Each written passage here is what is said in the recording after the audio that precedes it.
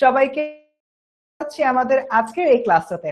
তো স্টুডেন্ট, আজকের এই ক্লাসে আমরা কি নিয়ে পড়বো? গতকাল সেটা অনেকক্ষণ র‍্যাপ করছি, সেই র‍্যাপ করা কবিতাটা পড়বো সোনার কবিতা। ওকে, সো স্টুডেন্টস, আমাদের আজকের এই ক্লাসটা আমরা সোনার কবিতাটা মজা করতে করতে র‍্যাপ করতে করতে পড়বো। বাট আজকের ক্লাসে আমি সোনার কবিতার জাস্ট দুইটা জিনিস তোমাদেরকে একটু ব্যাখ্যা করে পড়াবো। এই যে দুইটা জিনিস, এইটা যারা বুঝতে পারবে তাদের জন্য আজকের ক্লাস পুরো পানি পানি। তোমরা বলো না যে পানি পানি হয়ে গেছে, পানির মতো সহজ হয়ে গেছে, এক্স্যাক্টলি পানি পানি হয়ে যাবে। এখন ব্যাপারটা হচ্ছে এখানে আরো একটা ইনফরমেশন আছে আজকের ক্লাসে। সেটা হলো তোমরা যারা আজকের ক্লাসটা করবা, তোমরা পরবর্তীতে টেস্ট, তোমাদের কলেজে হচ্ছে গিয়ে সামনে সিটি পরীক্ষা আছে, মিড টার্ম আছে, তারপর হচ্ছে গিয়ে অর্ধবার্ষিক আছে, বার্ষিক আছে, যেখানেই সোনারতরী থাকুক না কেন ওইখান থেকে 1 মার্ক কমন পাবা। আমি আজকে সোনারতরীতে এমন একটা জায়গা দেখাই দিব যেখান থেকে অবভিয়াস তুমি কমন পাবে, এবং এক্স্যাক্টলি এই ওয়েতে আমাদের পেইড ব্যাচের যাবতীয় স্টুডেন্টদেরকে আমরা পড়িয়ে থাকি। যতটুকু প্রয়োজন ঠিক ততটুকুই। এবং welcome to our today's class. আজকের ক্লাস সবাইকে আমন্ত্রণ জানাচ্ছি। আজকের ক্লাসে আমাদের টপিক হচ্ছে সোনারতরী। আমি জানি তোমরা অনেকে আমাকে চিনো, বাট অবভিয়াসলি অনেকে আমাকে নাও চিনতে পারো। সো যারা যারা আমাকে চিনেন না তাদের উদ্দেশ্যে বলছি, আমি হচ্ছে তোমাদের ফার্সিম ভাইয়া, বাংলা বিশারদ বলতে পারো। বাংলা নিয়ে পড়াশোনা করি বা পড়াশোনা করাচ্ছি, এবং পড়াশোনা করাতে করাতে পড়ানোর অভিজ্ঞতা প্রায় 6 বছর হয়ে গেছে। অর্ধযুগ ধরে বাংলা পড়িয়ে যাচ্ছি। আর এর পাশাপাশি আমি একজন গর্বিত ঢাবিয়ান। ঢাকা বিশ্ববিদ্যালয় থেকে আমি অনার্স কমপ্লিট করেছি, মাস্টার্স কমপ্লিট করেছি, এন্ড এর পাশাপাশি মাস্টার্স রেজাল্টের জন্য অপেক্ষা করছি। মাস্টার্স এখন পুরোপুরি শেষ আর কি, পরীক্ষা রেখে দেওয়া শেষ, রেজাল্টটা পেলেই একদম ছাত্রত্ব থেকে মুক্তি। আচ্ছা, ডান। সো দেখি, একজন বলছো পেইড ব্যাচ, আমি অনেক মজা মজা করে পড়াই, ইয়ে। তারপরে পাচ্ছি আমার সাথে আহাদ জয়েন করছে, জান্নাত বলছে ইয়ো ফারসিন ভাইয়া, হ্যালো, ঠিক আছে। দেখি একজন আফিয়া বলছে পেইড ব্যাচ স্টুডেন্টও ফ্রি ক্লাস চলে আসে। আরে বাবা, সেরা ভাইয়া, আপনাকে অনেক আগে থেকে চিনি। ইয়েস, আমাকে চিনছে ভাই, আমি পেইড ব্যাচের স্টুডেন্ট। তারপর বলছে মালিহা, বলছে ভাইয়া কেমন আছেন। তারপরে সাদিয়া বলতে আসসালামু আলাইকুম ভাইয়া। ওয়ালাইকুম আসসালাম সাদিয়া। আচ্ছা, আদাব ভাইয়া একজন বলছে, বর্মন, আদাব তোমাকেও। তারপর দেখতে পাচ্ছি আমাদের সাথে এইচএসসি 26 ব্যাচ জয়েন করেছে। ওরে বাবা, তোমাদের সিনিয়র ভাইয়া পুরো একদম চিপিলে চিপিলে জয়েন করে ফেলছে। ওকে, ডান। আচ্ছা স্টুডেন্ট, তাহলে যদি 8টা বেজে গেছে, আমি চেষ্টা করব পুরাটা কবিতা এক ক্লাসে পড়িয়ে দিতে। বাট অ্যাকচুয়ালি মানে খুব শর্ট টাইম, তো শর্ট টাইমে আসলে একটা পুরা কবিতা শেষ করা একটু টাফ। বাট যতটুকু পারি আমরা হচ্ছে গিয়ে কি বলে তোমাদেরকে পড়িয়ে দিব। সান্তনা জিজ্ঞেস করছে কেমন আছি, খুব ভালো আছে। সো ডান, মোটামুটি এতটুকুই। সো এরপর দেখো আমাদের যে বিষয়টা রয়েছে সোনারতরী কবিতাটা লিখেছেন আমাদের রবীন্দ্রনাথ ঠাকুর। সো তাকে নিয়ে একটু পড়াশোনা করতে হয়, রাইট?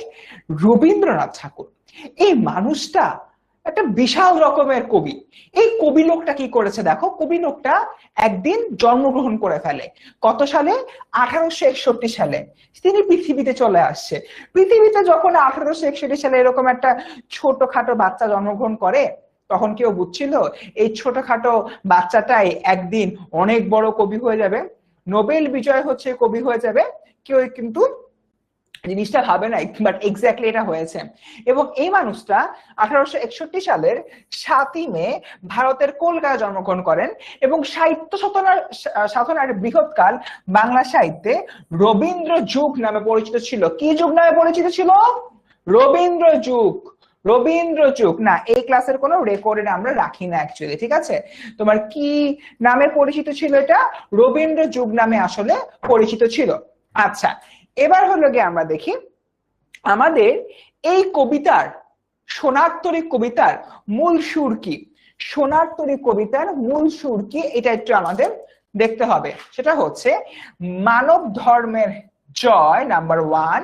নাম্বার 2, সৌন্দর্য তৃষ্ণা। এই কবিতার হচ্ছে কি তোমার কি মূল সুর। মানব ধর্মের জয় আর সৌন্দর্য তৃষ্ণা। মানব ধর্মের জয়ের বিষয়টা আমরা কেন বলছি, তার কারণ হলো এখানে মানুষ তো মরণশীল, সেই বিষয়টা নিয়ে আমরা কথাবার্তা বলবো। এবং সৌন্দর্য, মানুষ যে সৌন্দর্যগুলো সৃষ্টি করে, মানুষ যে তোমার সৌন্দর্যগুলো সৃষ্টি করে, সেই সৌন্দর্যটা আসলে তোমার এই পৃথিবীর জন্য, মানে সেগুলো অমর থাকে, তার কর্মটা আসলে অমর থাকে, এরকম। ডান। সো দেখি, আমরা প্রথমেই একটা প্রশ্নের অ্যান্সার দিব। সোনার তরী কবিতাটা কোন ছন্দে রচিত? প্রশ্নটা ছিল রাজশাহী বোর্ড 2022 সালে। রাজশাহী বোর্ড 2022 সালে। দ্রুত অ্যান্সার দাও তো। ওকে, ডান। শান্তনা বলছে ফ্রি ফার্স্টিং ফায়ার ক্লাস করছে। ওয়াও, ইয়েস শান্তনা, আরো ক্লাস করতে চাইলে পেট বেঁচে ভর্তি হতে হবে, নাহলে কিন্তু হবে না। আচ্ছা, ঠিক আছে। তো দেখি, সোনার তরী কবিতার কবিতাটি কোন ছন্দে রচিত, একটু তো আমরা কমেন্টে দেখি। ক্লাস 1-1.5 ঘন্টা হবে। মাইশা বলতেছে বি, ফামিদা বলতেছো এ, আফসানা বলতেছো এ, সাকিয়া বলতেছে, সাইকা বলতেছে আমি, হাই সাইকা। সাফিন বলতেছো ক, তারপর আতিক বলতেছো খ, ঐশী বলতেছো এ, হ্যালো ঐশী। লামিয়া বলতেছো ক, শামিমা বলতেছো এ, অধরা বলতেছো এ। কি ব্যাপার, আমার ছেলে স্টুডেন্ট গুলা কই? ইয়াসিন বলতে না বলতে ইয়াসিন বলতেছো এ। সিয়াম, হ্যালো সিয়াম। সিয়াম বলতেছো এ। ওকে, দেখি এটার অ্যান্সার হচ্ছে কি এ, মাত্রাবৃত্ত। এবং এই জিনিসটা কোথা থেকে আসে জানো? এই জিনিসটা আসছে তোমাদের পাঠ্য বইয়ের যে পাঠ পরিচিতিটা রয়েছে, সেই পাঠ পরিচিতি থেকে। পাঠ্য বইয়ের পাঠ পরিচিতি থেকে এই জিনিসটা আসছে। বাবধন, একটা কথা তোমাদেরকে বলি, আমরা একটা কাজ করি। কাজটা কি জানো? যখন কোনো কবিতা পড়ি, যখন কোনো গল্প পড়ি, সবার আগে দুইটা জিনিস বাদ দিয়ে দিই। নাম্বার 1 পাঠ পরিচিতি, নাম্বার 2 শব্দার্থ টিকা। কবি পরিচিতিটা পড়ি, খুব ভালো করে পড়ি, ভালো করে পড়তে হবে, ভালো করে পড়তে হবে। কিন্তু প্যারা যেটা হয়, কবি পরিচিতির খুবই স্পেসিফিক জায়গা থেকে প্রশ্ন আসে। বাট পাঠ পরিচিতি আর শব্দার্থ টিকা আমরা খুলেই দেখি না। কিন্তু জানো একটা বই পড়ার নিয়ম কি? একটা কবিতা বা একটা গল্প পড়ার নিয়ম কি? একটা কবিতা অথবা একটা গল্প পড়ার নিয়ম হচ্ছে প্রথমেই ওই কবিতাটার পাঠ পরিচিতি পড়তে হয়, তারপরে ওই কবিতাটার শব্দার্থ টিকা পড়তে হয়। তার কারণ কি? তার কারণ হচ্ছে পাঠ পরিচিতি পড়লে তুমি ওই কবিতাটার জিস্ট সম্পর্কে জেনে গেলা। শব্দার্থ টিকা পড়লে ওই কবিতার কঠিন শব্দ এবং তোমার না জানা শব্দের অর্থগুলো সম্পর্কে জেনে গেলা। এরপরে তুমি যখন কবিতাটা পড়বা, তখন দেখবা যে তোমার অনেক কিছু পরিচিত পরিচিত লাগতেছে। তো এই হলো কি তোমার মূল বিষয়টা। আচ্ছা, আবির 1.0 থেকে জয়েন করে, 26 1.0। ওকে, হ্যাঁ এমসিকিউ গুলো কুইজ দিব, চিন্তা করো না। আচ্ছা, আগাই সামনের দিকে। সো এখানে আরো অনেক কিছু রয়েছে, কবিতা ছাড়াও আমাদের রবীন্দ্রনাথ কি করেছেন ইত্যাদি ইত্যাদি গেল। আচ্ছা, সো আমরা দেখি এখান থেকে খুব ইম্পর্টেন্ট জায়গা রয়েছে। তার স্ব-অনুদিত বাংলা থেকে ইংরেজিতে অনুবাদ করেছে এরকম সং অফারেন্স গ্রন্থের জন্য 1913 খ্রিস্টাব্দে প্রথম এশীয় হিসাবে তিনি নোবেল পুরস্কারে ভূষিত হয়েছেন। আচ্ছা, তোমরা কি কেউ কখনো এরকম একটা কথা শুনছো যে রবীন্দ্রনাথ কাজী নজরুলের নোবেলকে চুরি করেছে? এটা কথা শুনছো কেউ? ওরে বাবা, ইউসার শখের দেখি কমতি নেই, র‍্যাপ শুনতে চায়। আচ্ছা, শোনাবো না। আচ্ছা, আমাকে একটু বলো যে তোমরা কখনো শুনছো এই জানোস রবীন্দ্র যে নজরুলের নোবেলটা চুরি করছে, জানো কোনো কথা শুনছো? এরকম কখনো শুনছো তোমরা? এই ধরনের কিন্তু অনেক কথা সমাজে প্রচলিত রয়েছে। রবীন্দ্রনাথ বলে ইয়া করছে, কি বলে, নজরুলের নোবেল চুরি করছে। হ্যাঁ, ইরিন বলে শুনে নেই। আচ্ছা, একজন বলছে হাই ভাইয়া, হাই মিম। রাহি বলতেছে জি, রাহি শুনছে। কেউ শুনে নাই, কেউ শুনছে, এরকম? আচ্ছা, শুনছে কারা কারা দেখি। আচ্ছা, এই যে ঈশা শুনছে, তারপর একজন নাম সে হলো কে শুনছে। আচ্ছা, তারপর আফিয়া হুমায়রা দেখি শুনছে।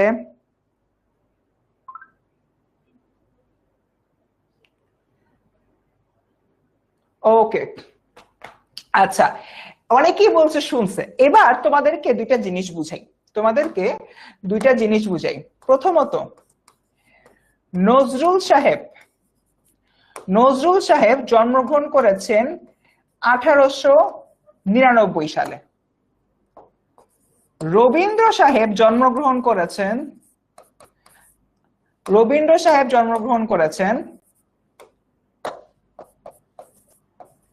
1861 সালে। এরপরে আমরা কি দেখি, রবীন্দ্র সাহেব নোবেল পেয়েছেন 1913 সালে।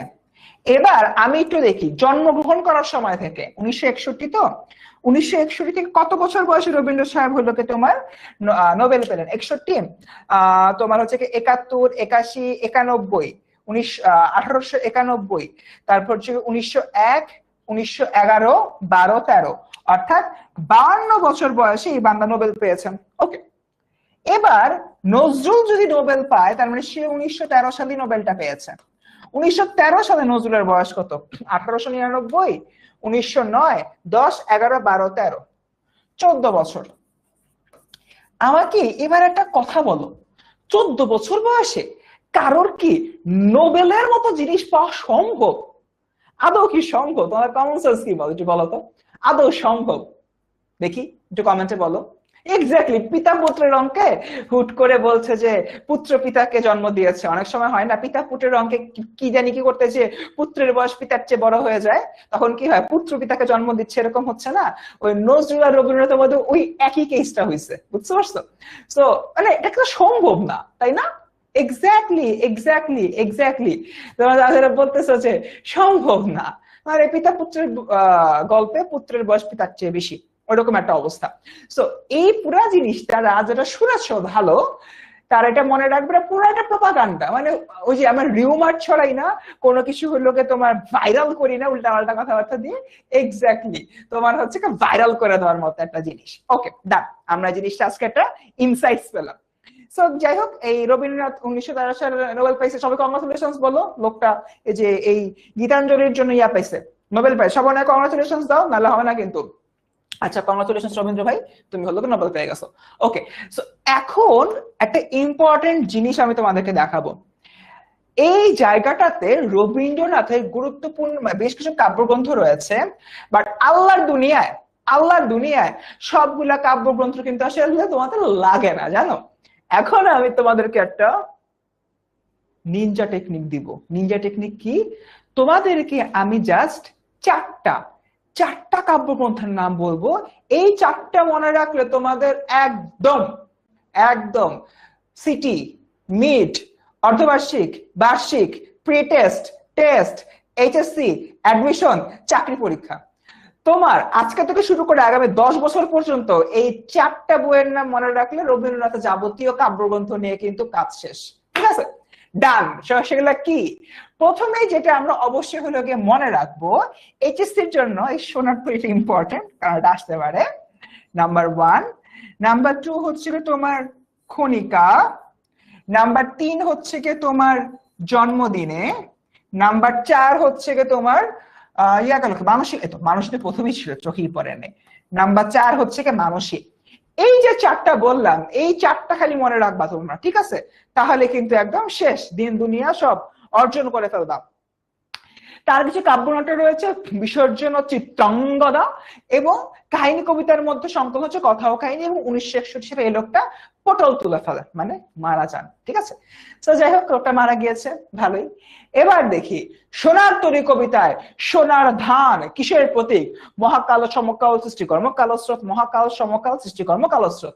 দেখি তোমরা হলো পোল চেয়েছো, তোমাদেরকে পোল দিই, পোল দিয়ে তোমাদের কৃতার্থ করি।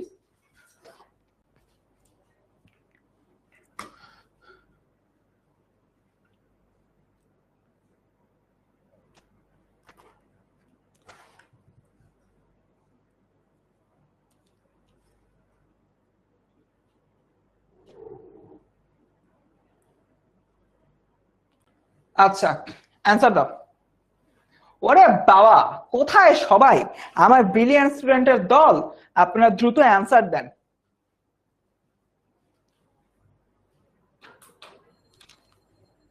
সোনার ধান এটা কিসের প্রতীক?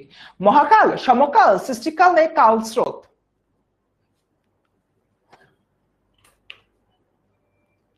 ও হ্যাপি ফাইট হচ্ছে, A versus C, C versus D, happy happy happy happy happy fight হচ্ছে। আচ্ছা আচ্ছা আচ্ছা, ও বাবা, সোনার ধান মহাকালের প্রতীক? হাই হ্যাঁ, তো কনফিউজড হয়ে গেলাম।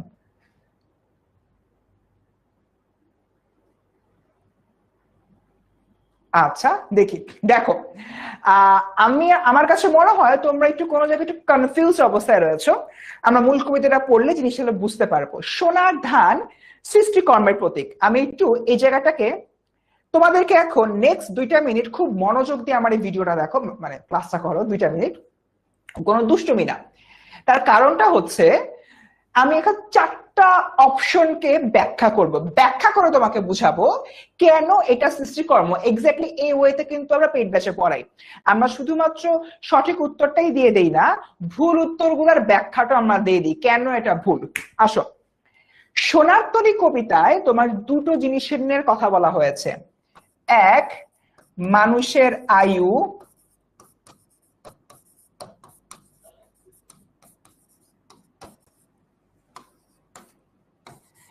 এক হচ্ছে মানুষের আয়ু, দুই হচ্ছে মানুষের কর্ম।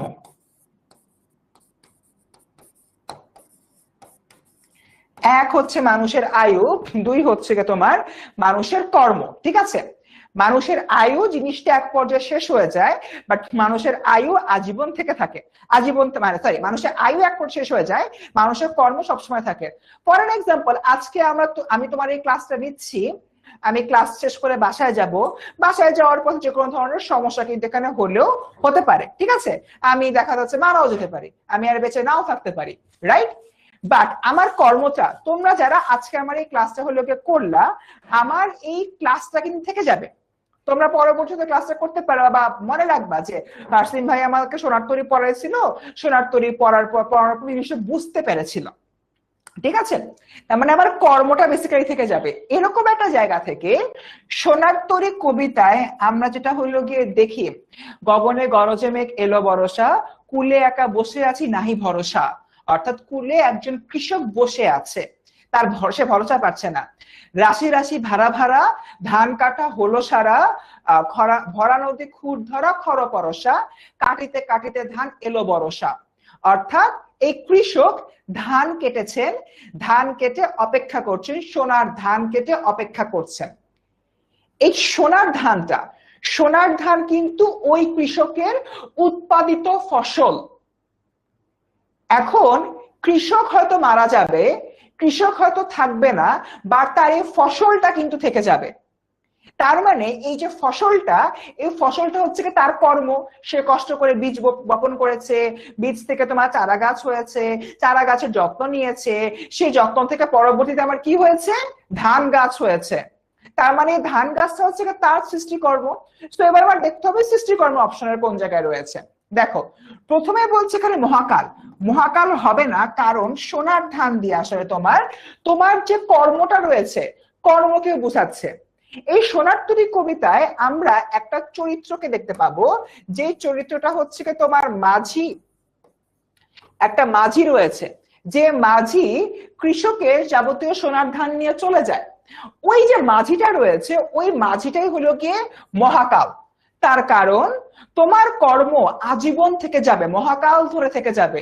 এই যে রবীন্দ্রনাথ লোকটা 1961 সালে পটল তুলছে, পটল তোলার পরে যে আজ 2025 সালে এসে রবীন্দ্রনাথকে নামে র‍্যাপ করি, ওই বান্দা যদি গতকালকে আমার র‍্যাপটা দেখতো, তাহলে তো সে কবর থেকে উঠে এসে আমার ধরে পিটাইতো। Isn't it? ব্যাপারটা তো অ্যাকচুয়ালি এরকমই। বাট তাও আমি তার কবিতা এখনো পড়াই, তোমাদেরকে অ্যাকচুয়ালি তোমার কি বলি, তোমাদেরকে জিনিসগুলোকে পড়াচ্ছি, তাই না? তার মানে রবীন্দ্রনাথের কর্মটা মহাকাল ধরে রয়েছে, তার মানে এই সোনার ধানটা এখানে মহাকাল না। ঠিক আছে, বুঝলাম। সমকাল, সমকাল বলতে সাময়িক যে সময়টা রয়েছে, সাময়িক তোমার হচ্ছে সময়টার কথা বলা হচ্ছে, আজকে কালকে এরকম, তার মানে সমকাল না। এরপরে যে গ নম্বর সৃষ্টিকর্ম, এটাই তো বললাম সোনার ধান বলতে আমি সৃষ্টিকর্মে বুঝাবো, তাহলে গ হতে পারে। ঘ কালস্রোত, কালস্রোত মানে সময়ের সাথে যে অতিবাহিত হয়। এখানে আসলে তোমার কর্মের কথা বোঝানো হচ্ছে না, কিসের কথা বোঝানো হচ্ছে, সময়ের সাথে অতিবাহিত পার্সপেক্টিভ বা অতিবাহিত যে বিষয়গুলো রয়েছে সেগুলোর কথা বোঝানো হচ্ছে। তার মানে আমাদের ঘ হবে না, উত্তর হবে গ। বুঝছে কে বুঝি নাই? যারা যারা হলো ভুল করছি, যারা যারা হলো ভুল করছি তারা একটু আমাকে বলো কেন সৃষ্টিকর্ম হলো, বুঝছি। হাই রে, রবীন্দ্রনাথ বলে সেকেন্ড টাইম মারা যেত, কি সবচেয়ে বলো না তোমরা, কখনো গরজে মেঘ এলো বর্ষা। আচ্ছা, সো দেখি কারা কারা কি হলো। দেখতে পাচ্ছি তো কিছুই না, কিছু কি দেখতে পাচ্ছি বাবা, কানা হয়ে গেছে দেখি আমি। আচ্ছা এই তো দেখি, দশম স্থান অর্জন করেছে আবির, নবম হয়েছে শায়লা চৌধুরী, অষ্টম স্থান অর্জন করেছে রাইসা, সপ্তম হয়েছে আফসানা, ষষ্ঠ হয়েছে মারিয়াম, পঞ্চম হয়েছে মারিয়া, ফোর্থ হয়েছে তিথি, থার্ড হয়েছে ইফরিদ মালিহা, সেকেন্ড হয়েছে নওরিন তাবাসসুম মনিরা, এন্ড ফার্স্ট হয়েছে সানজিদা আফরিন। কংগ্রাচুলেশনস। বাট ছেলেরা কোথায়? হাই হাই, ও না, দশম স্থানে একটা ছেলে আছে, বাকি 9 জনই হচ্ছে কি আমার ছাত্রীরা। ওকে, ভালো। আমি চাই ছেলেরা একটু কম্পিটিশনে আসো, লজ্জার বিষয়। ওকে, ঠিক আছে, কিছু না বলি আর। সো এটার অ্যান্সার হচ্ছে কি সৃষ্টিকর্ম এবং রাজশাহী বোর্ড 2022 সালে এটা আসছিল। আচ্ছা, শব্দার্থ টিকা, বাচ্চারা সত্যি কথা বলতে শব্দার্থ টিকা আমরা যখন পেইড ব্যাচে পড়াই, পেইড ব্যাচে পড়ানোর সময় যার শব্দার্থ টিকা পড়াইতে আমাদের আধা ঘন্টা 45 মিনিটের উপরে সময় লাগে।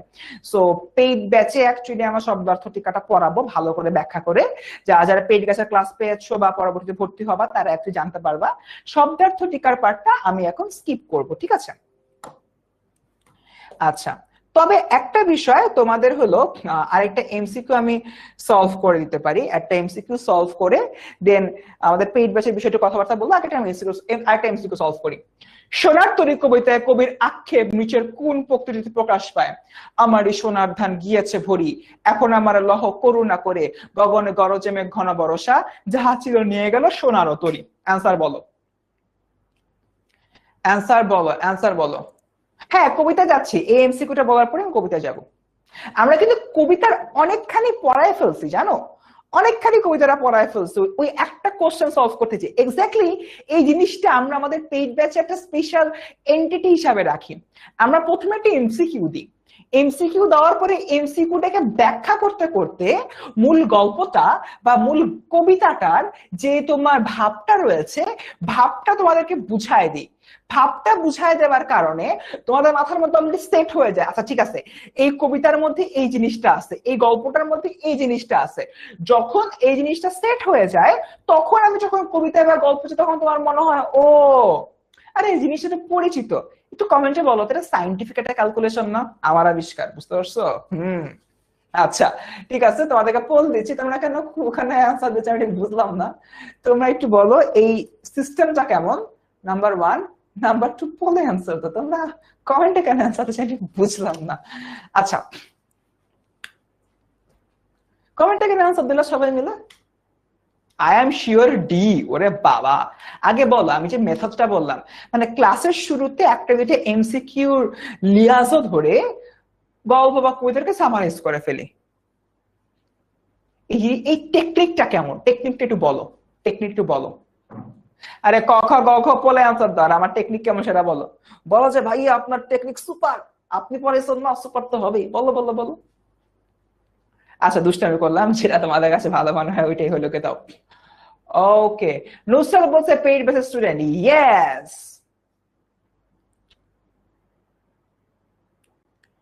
আচ্ছা, কে জানি 12তম হয়েছে, আরিশানুর 12তম হয়েছে। আচ্ছা ওকে বাবারা, আমরা একটু এটাকে অ্যান্সারটা দেখি, তারপর হলো ব্যাখ্যাটা পড়বো। সো এটা অ্যান্সার হচ্ছে কি তোমার 4, যাহা ছিল তাহা নিয়ে গেল সোনার তরী। এবার দেখো প্রথমে কি বলতেছে, ক নাম্বার, আমারই সোনার ধানে গিয়াছে ভরি। আমার বলতে এখানে দূর কি যে অবস্থা, আমার বলতে এখানে তোমার কৃষককে বোঝানো হচ্ছে, সোনার ধান বলতে তার কর্মকে বোঝানো হচ্ছে, আর এখানে ভরি বলতে কৃষকের কর্ম, সোনার ধান দিয়ে বা কর্ম দিয়ে নৌকা ভরে গেছে, মানে মহাকাল ভরে গেছে।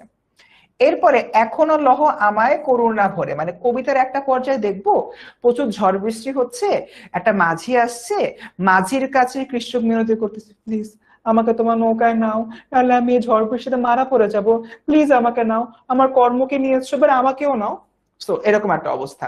ওই একটা জায়গা থেকে এই লাইনটা এসেছে যে এখন আমারে লহ করুণা করে। এখন কবিতার আক্ষেপ আমার কি বের করতে হবে? কবির আক্ষেপ। সো প্রথমটার মধ্যে আমি কবির আক্ষেপ পাই নাই, দ্বিতীয়টার মধ্যে রিকোয়েস্ট করতেছে প্লিজ আমাকে লোকায় নাও, সো এটা রিকোয়েস্ট, এটাও তাহলে না। এরপরে গগনে গরজমে ঘন বর্ষা, আসমানে তোমার মেঘ চমকায় বর্ষা আসতেছে, এটা বলতেছে। সো এটার সাথে তো আক্ষেপের কিছু নেই, সো এটাও বাদ। তার মানে রইল বাকি গ, অ্যান্সার তাহলে তোমার গই দিব, তাই না? বাড়ির ব্যাখ্যাটা শুনি। ব্যাখ্যাটা হচ্ছে যাহা ছিল তাহা নিয়ে গেল সোনার তরী। সোনার তরী বলতে আমি এখানে কি বুঝাচ্ছি? সোনার তরী বলতে যে মহাকালের যে প্রতীকটা রয়েছে, মাঝি বা সোনার তরী দুইটাই বেসিক্যালি মহাকালের প্রতীক হিসেবে এখানে আখ্যায়িত হয়েছে। মহাকালটা যাহা ছিল, যাহা বলতে কি বোঝানো হচ্ছে? কবির যে কর্ম রয়েছে সে কর্ম। অর্থাৎ কবি বলছে হাল্লা রে আমার সব ধান লইয়া গেল, আমার সব কর্ম নিয়ে গেল মহাকাল, মহাকালেই তো সব রইলো, আমারও তো নিল না। এর মাধ্যমে কবির ভেতরে যে আক্ষেপের ভাবটা রয়েছে, সে আক্ষেপের ভাবটা এখানে আসলে প্রকাশিত হচ্ছে। কবি বলতেছে আমার সব কর্ম নিয়ে গেছে ভাই, আমার নেয় না, এই যে দুঃখ আমি কই রাখি। এক্স্যাক্টলি এইটা। সো কবির আক্ষেপটা এখানে প্রকাশিত হয়েছে। ডান। আচ্ছা এখানে দেখি আমার ছবি দেখা, যেটা আমি না, এই চেহারার সাথে আমার চেহারা মিলতেছে না, ইয়েস এটা আমি। সো এখানে আমার একটা কথা আছে তোমাদেরকে যে বলি, আমি জানি না তোমরা হচ্ছে কারা কারা আমাদের ফ্রি স্টুডেন্ট, একটু কাইন্ডলি এটা পোল করি, ফ্রি স্টুডেন্ট হলে ইয়েস দাও।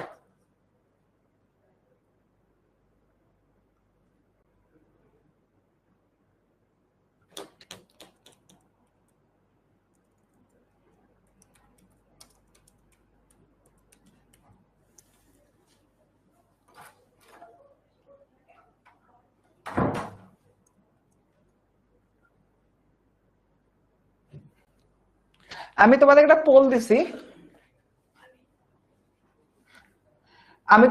পোল দিছি, দেখো এই পোল একটু কাইন্ডলি জানায় দাও তোমরা কারা কারা ফ্রি স্টুডেন্ট।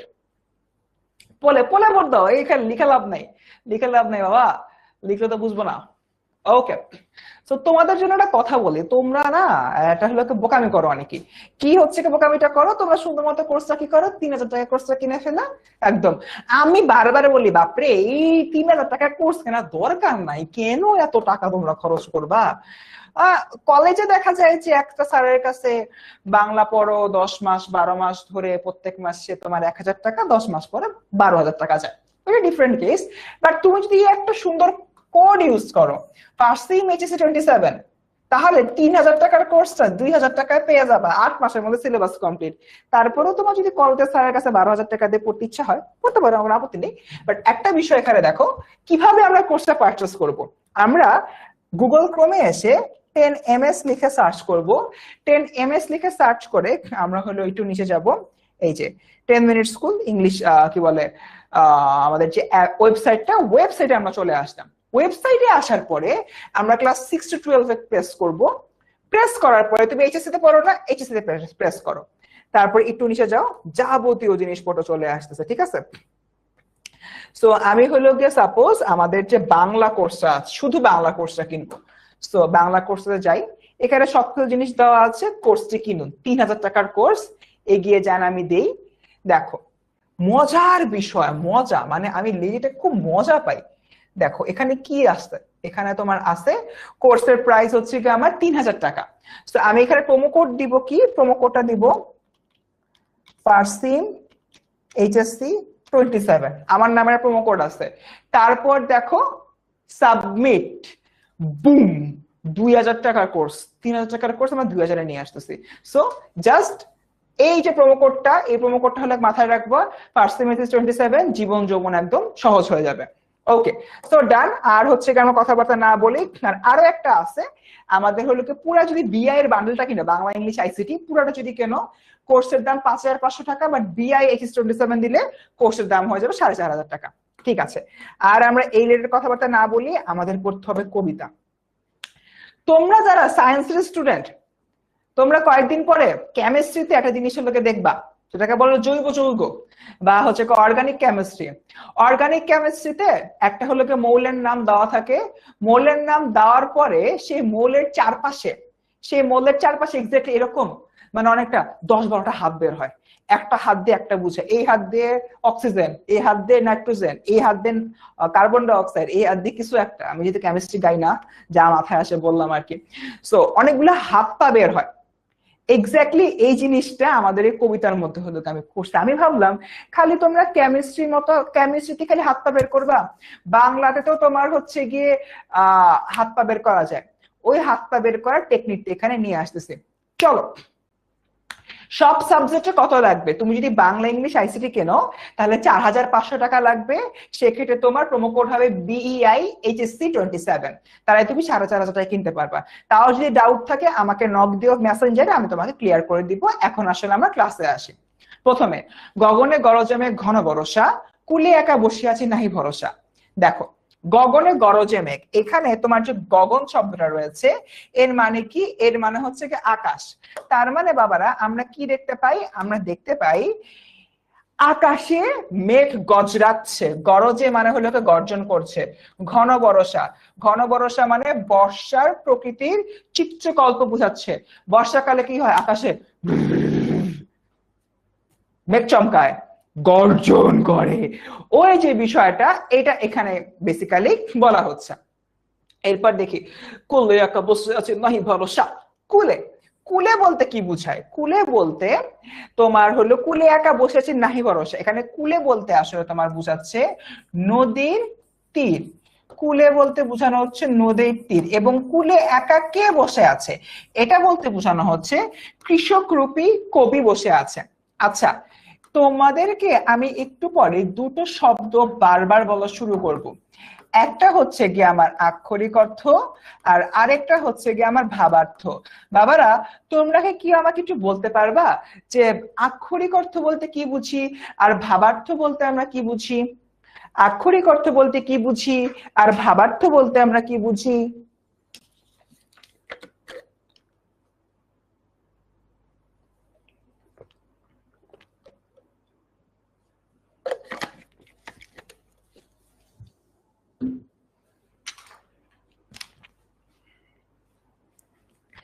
আক্ষরিক অর্থ বলতে কি বুঝি আর ভাবার্থ বলতে আমরা কি বুঝি? একটু আমরা সবাই কি বলতে পারি আক্ষরিক অর্থ বলতে কি বুঝি আর ভাবার্থ বলতে কি বুঝি? আচ্ছা, টিচার রক স্টুডেন্ট শর্ট কি করছি আমি? Call me king. Hi king, কি অবস্থা তোমার? আচ্ছা বলো, আক্ষরিক অর্থ বলতে কি বুঝি, ভাবার্থ বলতে কি বুঝি? আচ্ছা বুঝি না, ওকে তোমাকে বলি। যদি হচ্ছে কি হলো বলি, আক্ষরিক অর্থ মানে একটা শব্দের শব্দের অক্ষর দিয়ে যে অর্থটা বোঝানো হয়, আর ভাবার্থ হলো ওটা হলো মানে ভেতরকার মিনিং। আচ্ছা, আমরা অনেক সময় হচ্ছে গিয়ে বলি না, কি বলে, বংশে দুষ্টামি করে সোজা জিনিসটাকে তুমি হলো গিয়ে ব্যাকা জিনিস বানাইছো, ডাবল মিনিং করতেছো, বলি না? এক্স্যাক্টলি ওইটাই। ফর এন এক্সাম্পল, আমি হচ্ছে গিয়ে কি বলে কারোর সাথে খুব রাগ করছি, সাপোজ বাসা বাড়িতে কিন্তু অনেক সময় যে পারিবারিক যে গ্যাঞ্জাম গুলা লাগে, পারিবারিক গ্যাঞ্জামের সময় কিন্তু এরকম হলো দেখা যাচ্ছে যে বাবা বা মা কারোর সম্পর্কে গিয়ে বলতেছে মনটা চাচ্ছে ওর বাসাটাকে জ্বালায় দিয়ে আসি। মানে অনেক সময় পারিবারিক কোনো তোমার হলো গিয়ে গ্যাঞ্জাম চলছে বা ঝগড়া চলতেছে, তখন বলে না এক্ষুনি গিয়ে বাসাটা জ্বালায় দিয়ে আসবো, এক্ষুনি গিয়ে মাইরে লাল করে দিয়ে আসবো। অনেক সময় কিন্তু আমরা এই টাইপের কথা বলি বাসা বাড়িতে যখন ঝগড়াঝাটি লাগে। বলি কি বলি না? বলি কি বলি না? বলি আমরা। মিম বলতেছে হাই, হ্যালো মিম। আমরা কি এরকম বলি যে গিয়ে অমুকের বাসা জ্বালাই দিয়ে আসবো, মেরে লাল করে দিয়ে, মেরে তক্তা বানাই দিয়ে আসবো? লাল কম বলি, মেরে তক্তা বানাই দিয়ে আসবো। আমরা কি বলি?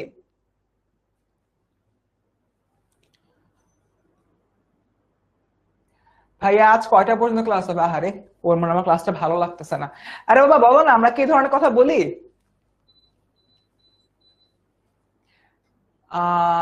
আচ্ছা হ্যাঁ, আচ্ছা বলি, হ্যাঁ। তোকে মাইশা বলতেছে হলো, ও হলো গিয়ে বলে, ঠিক আছে। আচ্ছা, বাংলা মুভিতে বলে, বাট পারিবারিক অনেক ঝগড়ার সময় কিন্তু এই ধরনের কিন্তু আমরা বলতে দেখি। এখন আমি বলতেছি যে মেরে তক্তা বানাই দিয়ে আসবো, তোমার হচ্ছে গিয়ে কি বলে আগুন লাগাই দিব, মানে আসলে কি আমরা করি? মানে আমরা যদি বলি তোমার বাসায় আমি আগুন লাগাই দিব, আসলে কি আমি ওর বাসায় গিয়ে আগুন লাগাই? ওর বাসায় গিয়ে কিন্তু আমি আগুন আসলে লাগাই না। তার মানে এই যে বিষয়টা আগুন লাগাই দিব, এটা হচ্ছে কি আক্ষরিক অর্থ যে আমি গিয়ে দিয়াস টাইডে আগুন লাগাই দিলাম। বাট আসলে আগুন লাগাই দিব মানে হচ্ছে তোমাদের মধ্যে ঝগড়া লাগাই দিব। যে হিন্দি সিরিয়াল গুলো আছে না, হিন্দি সিরিয়াল গুলো যেরকম হয় আগ লাগা দুঙ্গা, বাট আগ লাগায় দেয় না, কোন একটা ষড়যন্ত্র করে আসে, রাইট? এক্স্যাক্টলি এটা এখানে বোঝানো হচ্ছে। এইরকম এটা একটা বিষয়। আর আরেকটা বিষয় দেখা যায়, আরেকটা উদাহরণ দিই। অনেক সময় দেখা যায় যে মা যখন হচ্ছে আমরা ছোট থাকি, মারা কিন্তু লোকে বলে এত দুষ্টামি করিস, মনটা চাই তুলে একটা আছাড় মারি। এটা তো মনে হয় অনেক সময় অনেক মারাই বলছে। তো আসলে কি আমাদের মারার তুলে আছাড় মারতো? তাই তো ধরতো, টেনিস বলের মতো ফালাই দিত। এরকম বেসিক্যালি করে না, তাই না? আছাড় মারে, আছাড় মারবো, ওটার আক্ষরিক অর্থ হচ্ছে ধরে এমনি ফালায় দেওয়া। বাট মারা সেটা করে না, মারা জাস্ট ভয় দেখায়। আছাড় মারার যে আক্ষরিক মানে মেইন অর্থটা ধরে ফালায় দেওয়া, এটাই হচ্ছে কি তোমার আক্ষরিক অর্থ। আবার আরেকটা বিষয় হচ্ছে জাস্ট ভয় দেখানো, তুলে আছাড় মারবো, ওইটাই হচ্ছে কি তোমার ভাবার্থ। অর্থাৎ একটা শব্দের মেইন যে মিনিংটা, ওই মিনিংটা বাদে অন্য কিছু মিন করলে সেটাই হচ্ছে কি ভাবার্থ। আর মেইন মিনিংটা হচ্ছে কি আক্ষরিক অর্থ। এক্স্যাক্টলি এইটাই। এখানে আমরা কি বলতেছি? কুলে একা বসে আছে নাহি ভরসা, অর্থাৎ কুলে কে বসে আছে? কুলে কে বসে আছেন? কুলে তোমার কবি বসে আছেন, বাট তিনি এখানে মাঝি রূপে বসে আছেন। তার মানে এটার আক্ষরিক অর্থ হচ্ছে কি তোমার, সরি, কৃষক রূপে বসে আছেন। আক্ষরিক অর্থ হচ্ছে কৃষক, ভাবার্থ হচ্ছে গিয়ে কবি। কুলে একা বসে আছে নাহি ভরসা, দেখো ভাবার্থে ধান নিয়ে অপেক্ষমান কৃষকের আশঙ্কা, অর্থাৎ কৃষক একটা ধান নিয়ে বসে আছেন, সেই বিষয়টা এখানে মূলত বলা হচ্ছে। গেল। এরপর দেখি রাশি রাশি ভাড়া ভাড়া ধান কাটা হলো সারা। রাশি রাশি, রাশি রাশি বলতে প্রচুর বোঝানো হচ্ছে ভাড়া ভাড়া। ভাড়া হচ্ছে কি তোমার ধান রাখার পাত্র। এখানে অনেকগুলো ধান রাখার পাত্রকে ইন্ডিকেট করা হচ্ছে। কি? রাশি রাশি ভাড়া ভাড়া ধান কাটা হলো সারা, ভরা নদী খুর ধারা খর পরশা, কাটিতে কাটিতে ধান এলো বরসা। সো ধান কাটা হলো সারা, ধান কাটা মানে ধান কাটা শেষ হয়েছে, এই জিনিসটা হলো কি আক্ষরিক অর্থ। তোমাকে এসে বললাম কার নাম নেই, কার নাম নেই, কার নাম নেই, কার নাম নেই। আচ্ছা, আমাকে কেন জানি ঐশী ইয়ো ইয়ো বলতেছে। আচ্ছা, অরূপ বড়ুয়া এ কথা বললো না ভাই, মারা যাবো। রবীন্দ্র সব দেখে ফেলে, লোকটা মরে গিয়ে আমাকে বাঁচিয়ে দিয়েছে। আচ্ছা, আমি কিছু বলিনি, ওকে, দুষ্টামি করলাম, আসো। তো আমি কি বলতেছি? ধান কাটা হলো সারা, আমি অরূপকে গিয়ে বললাম অরূপ আমার ধান কাটা শেষ হয়ে গেছে। অরূপ কি বুঝবে? আচ্ছা ফার্স্ট ভাই ধান কাটে আসছে, সিম্পল। বাট অরূপকে বললাম অরূপ ধান কাটা হলো সারা, অরূপ হচ্ছে হ্যাঁ ধান কেটে আসছেন, এখন বসেন রেস্ট করেন। আমি তখন অরূপকে বলবো যে অরূপ ধান কাটা হলো সারা। অরূপ আবার বলবে ধান কেটে আসছেন, ভালো কথা, আপনি একটু অপেক্ষা করেন, বসেন রেস্ট নেন। আমি আবারও বললাম অরূপ এই ধান তো সেই ধান না রে, এই ধান হচ্ছে আমার গল্প, কবিতা, উপন্যাস, আমার সব উপন্যাস, গল্প, কবিতা লেখা শেষ। এটাই হচ্ছে বেসিক্যালি ভাবার্থ। আমরা এখানে ধান কাটা বলতে বোঝানো হচ্ছে আমন ধান বা আউশ ধান, কোন একটা ধান কাটা হয়েছে, কৃষকের কাজ শেষ। বাট অ্যাপারেন্টলি এখানে তোমার ভাবার্থে, ভাবার্থে কবি হলোকে বুঝাচ্ছেন তার সৃষ্ট গল্প, কবিতা, উপন্যাস, এক কথায় কবি যতগুলো কর্ম রয়েছে সে কর্মের কথা এখানে মূলত ইন্ডিকেট করা হচ্ছে। কবির যাবতীয় যে কর্ম রয়েছে সে কর্মের কথা এখানে ইন্ডিকেট করা হচ্ছে। ওকে, এরপর দেখি ভরা নদী খুর ধারা। ভরা নদী মানে নদীর অনেক স্রোত, খুর ধারা, খুরের মতো ধারালো যে প্রবাহ বা স্রোত। এই জায়গা থেকে আমি একটু আমার লাইফের অনেক বড় একটা কষ্টের কথা তোমার সাথে শেয়ার করি। এটা হচ্ছে কি খুর ধারা নদী আমি আসলে দেখছি। কিভাবে দেখছি? তোমার যমুনা নদী, যমুনা নদীর স্রোত কিন্তু অনেক তীক্ষ্ণ, অনেক ধারালো। যমুনা নদীর স্রোতে আমার নিজের আপন নানার যে বাড়ি, মানে আমার যে নানা ভাই, আমার নানা ভাইয়ের যে বাড়ি, নিজস্ব যে জমি, সে যমুনার পেটে হলো চলে গেছে। যমুনার কারণে কিন্তু আমার নানা বাড়ি বেসিক্যালি সিরাজগঞ্জে, সিরাজগঞ্জে কিন্তু প্রায় সময় যমুনার কারণে ভাঙ্গন হয়। ঠিক আছে, যমুনা নদীর খুর ধারা স্রোতের কারণে ভাঙ্গন হয়। তো ভাঙ্গন হইতে হইতে আমার যে নানা বাড়ি ওই যমুনার পেটের মধ্যে চলে গেছে। তো এখন আর সিরাজগঞ্জ ভাবে যাওয়া হয় না, বাট আগে যখন হলো কি ভেঙে চলে যাবার পরও যখন যাওয়া হইতো, তখন হচ্ছে আমার মানে ওই এরিয়াতে যারা পরিচিত রয়েছে তারা হলো বলে যে চর জাগে না, যমুনার চর, চর জাগলে বলে ওই চরের জায়গায় হচ্ছে তোমার নানা বাড়ি ছিল, এরকম একটা অবস্থা। আমি মানে নিজের নানা বাড়ি কখনো চোখেও দেখিনি, মানে পরবর্তীতে অ্যাকচুয়ালি শুনছি যে ওই চরটা ছিল বেসিক্যালি আমার নানা বাড়ি। কারণ যমুনা নদীর খুর ধরার কারণে বা হচ্ছে কি তোমার তীক্ষ্ণ যে ধারালো স্রোত রয়েছে, ওই স্রোতের কারণে এই ধরনের অসংখ্য আমরা নদী ভাঙ্গন দেখি। খুর ধারা প্রথমে বুঝাই, খুর ধারা জিনিসটা তীক্ষ্ণ স্রোত, বাট এখানে তোমার তীক্ষ্ণ বিষয়টা কিভাবে আসে, খুর দিয়ে ছেলেরা শেভ করে না, তোমাদের আব্বুরা বা বড় ভাইরা শেভ করে না যে খুর দিয়ে বা রেজার দিয়ে বা ব্লেড দিয়ে, ওটাকে বলে খুর। ওটা কিন্তু অনেক ধারালো, ঠিক আছে, পচত করে দিলে গলা কেটে যেতে পারে। তো যাই হোক, ওই খুর ধারা বলছে খুরের মতো যার স্রোত ধারা, সেটাই হচ্ছে তোমার খুর ধারা। খরপরসা, কাটিতে কাটিতে ধান এলো বরসা। খরপরসা মানে ধারালো বর্ষার মতো, অর্থাৎ নদীর স্রোত ধারালো বর্ষার মতো।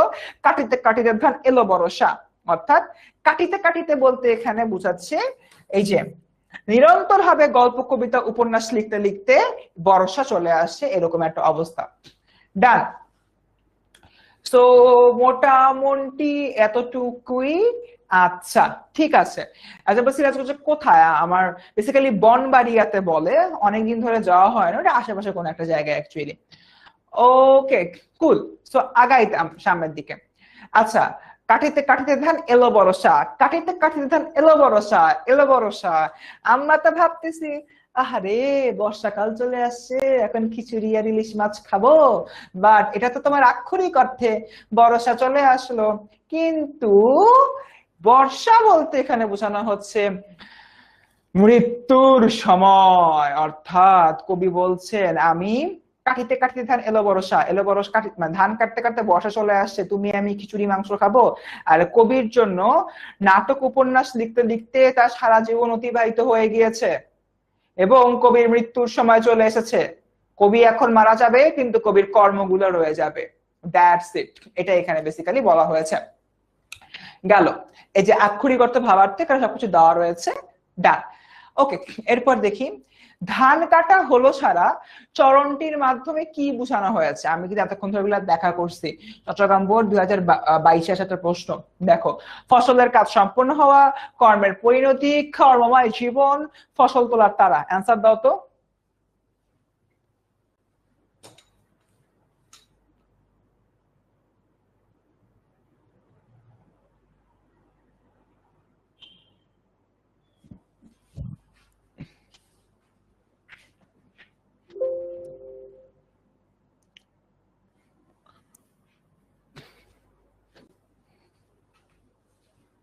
ও, আমি যে পড়লিন এটা আমি খেয়ালই করিনি, সরি।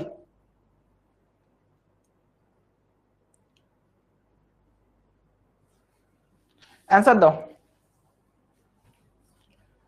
ধান কাটা হলো সারা চরণটির মাধ্যমে কোন ভাব প্রকাশ পেয়েছে? চরণটির মাধ্যমে কোন ভাব প্রকাশ পেয়েছে?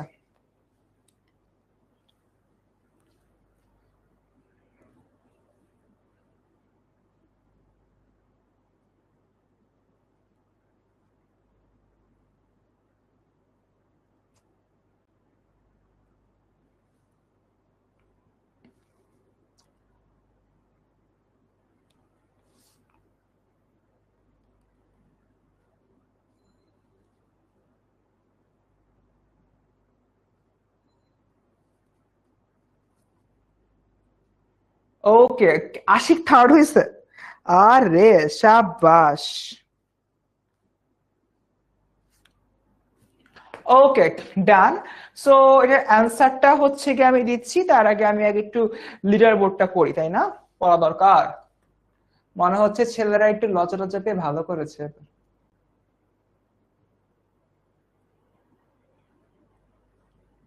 ওকে, কই আশিক তুমি বলে থার্ড হইছো, তুই তো নাই। আমি খুশি হয়ে গেছিলাম যে ছেলেরা আমার ইয়া হয়েছে। 10th হয়েছে সনজিদা, 9th হয়েছে মারিয়া, 8th হয়েছে জান্নাত, 7th হয়েছে ইসরাত জাহান, 6th হয়েছে মরিয়ম, 5th হয়েছে ফাতেমা, 4th হয়েছে আফসানা, 3rd হয়েছে রাইসা, 2nd হয়েছে লামিয়া, 1st হয়েছে ফারজানা সুলতানা।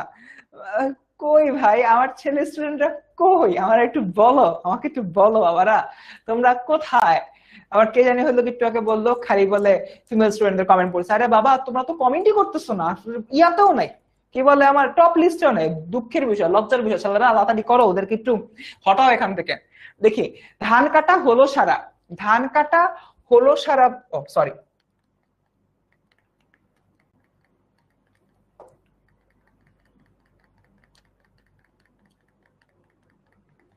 ধান কাটা হলো সারা এর মাধ্যমে বোঝানো হচ্ছে কর্মের শেষ। কর্মের শেষ অর্থাৎ তোমার কাজ শেষ হয়ে গেছে। কাজ শেষ হওয়ার পরে এই কাজের কিন্তু একটা পরিণতি থাকে। ফর এন এক্সাম্পল, আমি তোমাদের পড়াই, আমি তোমাদের হচ্ছে গিয়ে ক্লাস নেই, আমি মারা গেলাম, আমি মারা গেলাম, আমার কিন্তু কর্মের শেষ, আমি কিন্তু আর কখনো তোমাদের সাথে ক্লাস দিতে পারবো না। দেখো একটু ডিপলি চিন্তা করো, আমি আজকে এই মুহূর্তে তোমার সাথে ক্লাস দিচ্ছি, বাট আজকে আমি মারা গেলাম, আমি আগামীকালকে, পরশুদিন আর কোনোদিন ক্লাস দেবো না তোমার। আমার সব ক্লাসগুলো অন্য কারোর নামে অ্যাসাইন হয়ে যাবে, সে এসে ক্লাস নেবে। আমার অস্তিত্ব হয়তো আগামী 6-7 দিন তোমাদের ভিতরে থাকবে, এরপরে আমিও হারায় যাব, তোমাদের হয়তো মনেও আর থাকবে না। বাট আমার যে প্রিভিয়াস ক্লাসগুলো ছিল, যে ক্লাসগুলো যে তোমাদের ভালো লাগতো করতে, হয়তো আমার এই ক্লাসের দিকে সিদ্ধান্ত নিয়েছে যে এই কোর্সে ভর্তি হবা, ভর্তি হবার পরে হয়তো অনেক ভালো রেজাল্ট করলা, তখন হয়তো কোনো একদিন 7-8 বছর পর তোমার মনে হবে ইস ফারসিন ভাইয়ের ওই সোনার যে ক্লাসটা করছিলাম, এই কোর্সে ভর্তি হয়ে আমি ভালো করতে পারছিলাম, তখন কি আমার কথা মনে হবে।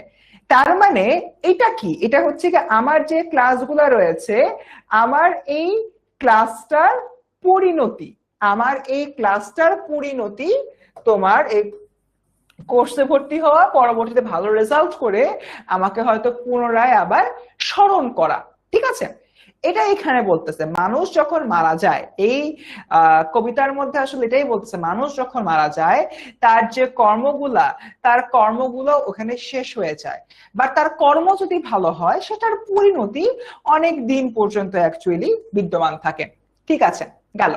এরপর দেখি, একখানি ছোট ক্ষেত আমি একলা, চারিদিকে বাঁকা জল করিছে খেলা। একখানি ছোট ক্ষেত মানে এরকম একটা সিনারিও বোঝানো হচ্ছে। আমি তোমাদেরকে একটু দেখাই বিষয়টা, একটু তোমাদেরকে একেই দেখাই। আমার কিন্তু আঁকা উকি অনেক খারাপ, বুঝছো? তোমরা প্লিজ কেউ হাসাহাসি করো না, হাসাহাসি করলে আমি মনে খুব কষ্ট পাবো। বাট তাও হচ্ছে তোমাদের একটু একে দেখাই, ঠিক আছে? আমার আঁকার হাত খুবই জঘন্য, খুবই জঘন্য, বাট তাও তোমাদের একটু একে দেখাই। ফর এন এক্সাম্পল, কবি যে জায়গাটার কথা বেসিক্যালি বর্ণনা দিচ্ছেন, কবি যে জায়গাটার কথা হলো গিয়ে বর্ণনা দিচ্ছেন, সেই বর্ণনাটা এরকম হলো গিয়ে একটা জায়গা দেখা যাচ্ছে তোমার এই দিকে,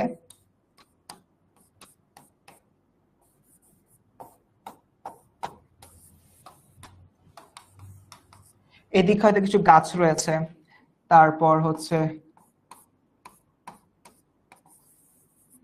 এদিকে কিছু গাছ রয়েছে, এরকম কিছু গাছ আছে। এই তারপর এই যে জায়গাটা আছে, সাপোজ তোমার এইখানে,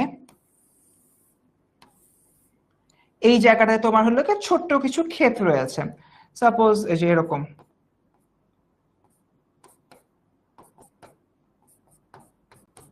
এই যে ছোট ছোট গাছগুলো দেখতে পাচ্ছ, সাপোজ হচ্ছে কি এটা তোমার ক্ষেত। এই যে জায়গাটা আছে এইটার চারপাশে, এটা যে তোমার চারপাশ রয়েছে, চারপাশ তোমার হলো কি পানি দিয়ে ঘেরা, এটার চারপাশে তোমার পানি দিয়ে ঘেরা। ঠিক আছে, পানি দিয়ে হলো কি ঘেরা, পানি দিয়ে ঘেরা রয়েছে। এখন দেখা যাচ্ছে এই নদীর কিনারে, এই নদীর কিনারে একজন হলো গিয়ে বসে রয়েছে, এই নদীর কিনারে একজন হলো গিয়ে বসে আছে, যে হলো তোমাদের ওই যে লোকটা রয়েছে, যে তোমার কৃষক বা হলো কবি, সে কবির কথা বোঝানো হচ্ছে। এই লোকটা হলো কি দেখতেছে আকাশে হচ্ছে কি তোমার ঘন মেঘ সৃষ্টি হচ্ছে, আকাশে তোমার ঘন মেঘ সৃষ্টি হচ্ছে, এবং ওই মেঘের কারণে চারদিক অনেক বেশি গ্লুমি একটা ভাব তোমার চলে আসছে। সো সবকিছু মিলায় দেখা যায় যে সে খুব চিন্তিত, এবং তার যে চারদিক রয়েছে, তার চারদিকে কিন্তু প্রচুর পানি, তার চারদিকে কিন্তু প্রচুর পানি, সে চারদিকে কিন্তু পানিই দেখতে পাচ্ছে, শুধু পানিই দেখতে পাচ্ছে, এবং সে মনে করতেছে যে কোনো মুহূর্তে তার একটা ভরাডুবি হতে পারে। সো এই নীল অংশ যদি হলো পানি হয়, মাঝখানে যে হলুদ পার্টটা আছে, ছোট্ট একটা জায়গা না, ছোট্ট, খুবই কিন্তু ছোট্ট একটা জায়গা।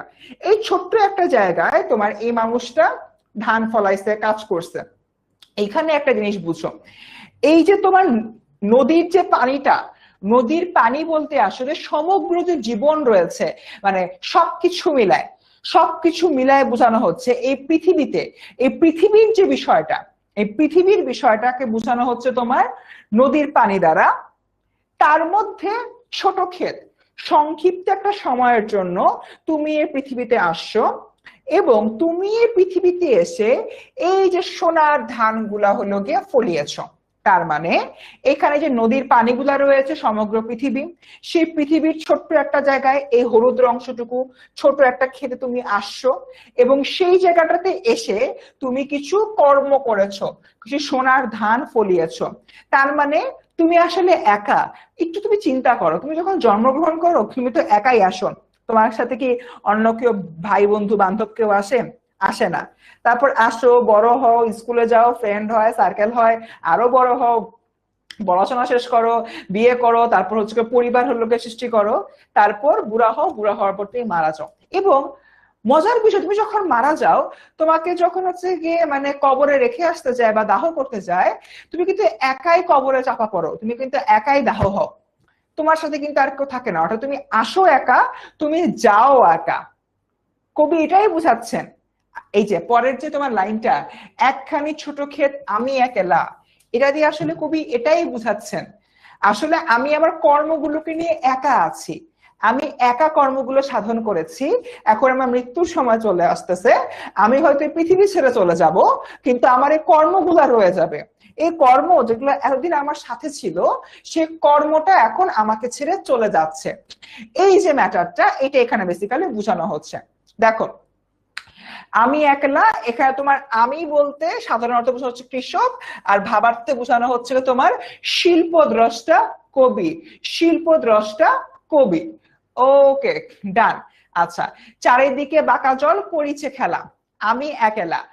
তো গেল, চারিদিকে বাঁকা জল করিছে খেলা, চারিদিকে বাঁকা জল, বাঁকা জল বলতে কাল স্রোত, অর্থাৎ যে স্রোত তোমাকে ধ্বংস করে দেয়, যে স্রোত তোমাকে শেষ করে দেয়, অর্থাৎ মৃত্যুর আগমনী বার্তা, যে বার্তা শুনলে তুমি বুঝতে পারো it's time to an end, আমার হয়তো সময় চলে আসছে, আমি হয়তো আর থাকতে পারছি না এই পৃথিবীতে, এরকম একটা অবস্থা। চারিদিকে বাঁকা জল করেছে খেলা, এরপরে দেখি পরপারে দেখি আঁকা। ডান। সো মোটামুটি এখানে দেখো, এরপরে দেখি আমাদের করিছে খেলা, ধান ক্ষেত্রে ছোট, চারিদিকে বাঁকাচল করিছে খেলা, ধান ক্ষেত্রে ছোট দ্বীপের আঙ্গিকে চিত্রিত, তার পাশে ঘূর্ণায়মান স্রোতের উদ্দামতা, নদীর বাঁকা জলস্রোতের বেষ্টিত ছোট ক্ষেত্রকুর আশু বিলীয়মান হওয়ার প্রতি ইঙ্গিত রয়েছে এখানে। এই যে এখানে বলা হচ্ছে, এই যে তোমার বাঁকা জলগুলো রয়েছে, বাঁকা জলগুলো দিয়ে ছোট ক্ষেত্রে তোমার শেষ হয়ে যাবে, অর্থাৎ বাঁকা জল বলতে কি বুঝানো বুঝিয়েছিলাম, তোমার পৃথিবী বা মহাকাল। ছোট ক্ষেতটা বলতে কি বুঝিয়েছিলাম, ছোট্ট একটা জায়গায় তুমি আসছো, মানে তুমি, আর এই ছোট ক্ষেতের মধ্যে এই ক্ষেতের ফসলগুলো তোমার কর্ম। তার মানে মহাকাল তোমাকে আসলে খেয়ে ফেলতেছে, পৃথিবীর নিয়ম অনুযায়ী তুমি এখন বিলীন হয়ে যাচ্ছ, বা তোমার যে কর্মটা, এই কর্মটা ঠিকই বিদ্যমান থাকবে। ঠিক আছে, ক্লিয়ার আমরা বাবারা? এতটুকু বুঝতে পারছি? এই যে নদীর অপর পাশে ভাবার্থ মৃত্যুর পর, মৃত্যুর পরের কথা বলা হচ্ছে বা মৃত্যুর কথা বলা হচ্ছে। আমরা কি এতটুকু ক্লিয়ার সবাই? না রে বাবা, ক্লাসটা রেকর্ড থাকবে না, যা করার এখনই করতে হবে। আমরা কি এতটুকু ক্লিয়ার? একটু কাইন্ডলি জানাও তো সবাই। 9:30।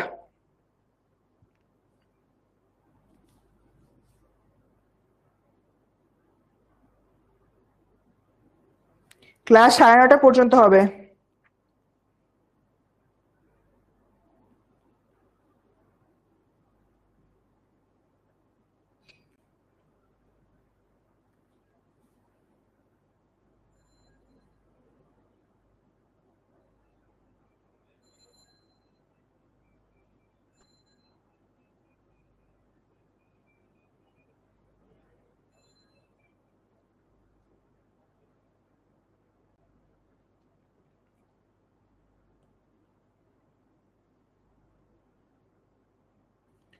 আচ্ছা,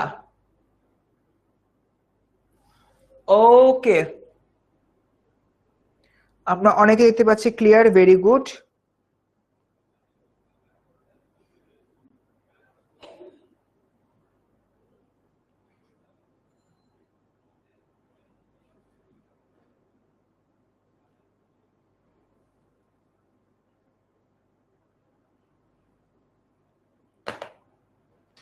ওকে, ডান ডান ডান ডান ডান, সেরা।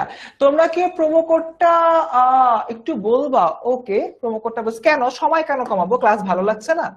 আচ্ছা, প্রোমো কোডটা না, দাঁড়া, প্রোমো কোডটা আমি বলে দিচ্ছি। প্রোমো কোডটা হচ্ছে এইটা, ফারসিম এইচএসসি 27। এটা হচ্ছে প্রোমো কোড, খুবই সিম্পল, আমার নাম লেখো, এরপর ব্যাচের নাম বসায় দাও, শেষ। মুমতাহিনা না মুহতাহনিমা, নামটা পড়তে পারি না। তোমার হচ্ছে ওর বলে খুব ঘুম লাগছে। ঠিক আছে, এই তো প্রোমো কোড ফারসিম এইচএসসি 27, ধুম ধারাক্কা ভর্তি হয়ে যাও, ধুম ধারাক্কা, একদম 100 ঠিক আছে, ডান। সো আগাই সামনের দিকে। তরু ছায়া মুসিমাখা গ্রাম খারি মেঘের ডাকা প্রভাত বেলা, এপারে তো ছোট ক্ষেত আমি একেলা। আচ্ছা, এইবার আমি একটু এই জায়গায় চলে আসি, ছবিটা আজকে বারবার দেখাবো, এই মানে ভালোই করছি। আচ্ছা, এই তোমার ছবিতে একটা জিনিস আছে, জিনিসটা হলো এই লোকটা এইখান থেকে তোমার একটা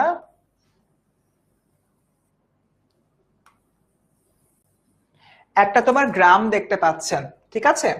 একটা তোমার কি দেখতে পাচ্ছেন, একটা তিনি গ্রাম দেখতে পাচ্ছেন। আচ্ছা, আমি একটু ইয়া করে, আচ্ছা ডান, তিনি এখান থেকে একটা গ্রাম দেখতে পাচ্ছেন, এখান থেকে তিনি একটা হলো গ্রাম দেখতে পাচ্ছেন। এই যে তোমার গ্রামটা, এই গ্রামের মধ্যে দেখা যায় তোমার অনেক কিছু হলো রয়েছে। এই গ্রামের মধ্যে সে ধরো, আচ্ছা এখানে তোমার হলো গাছ আছে, এখানে তোমার গাছ রয়েছে, তারপর এই যে গ্রামের যে এই জায়গাটা আছে, এখানে তোমার কিছু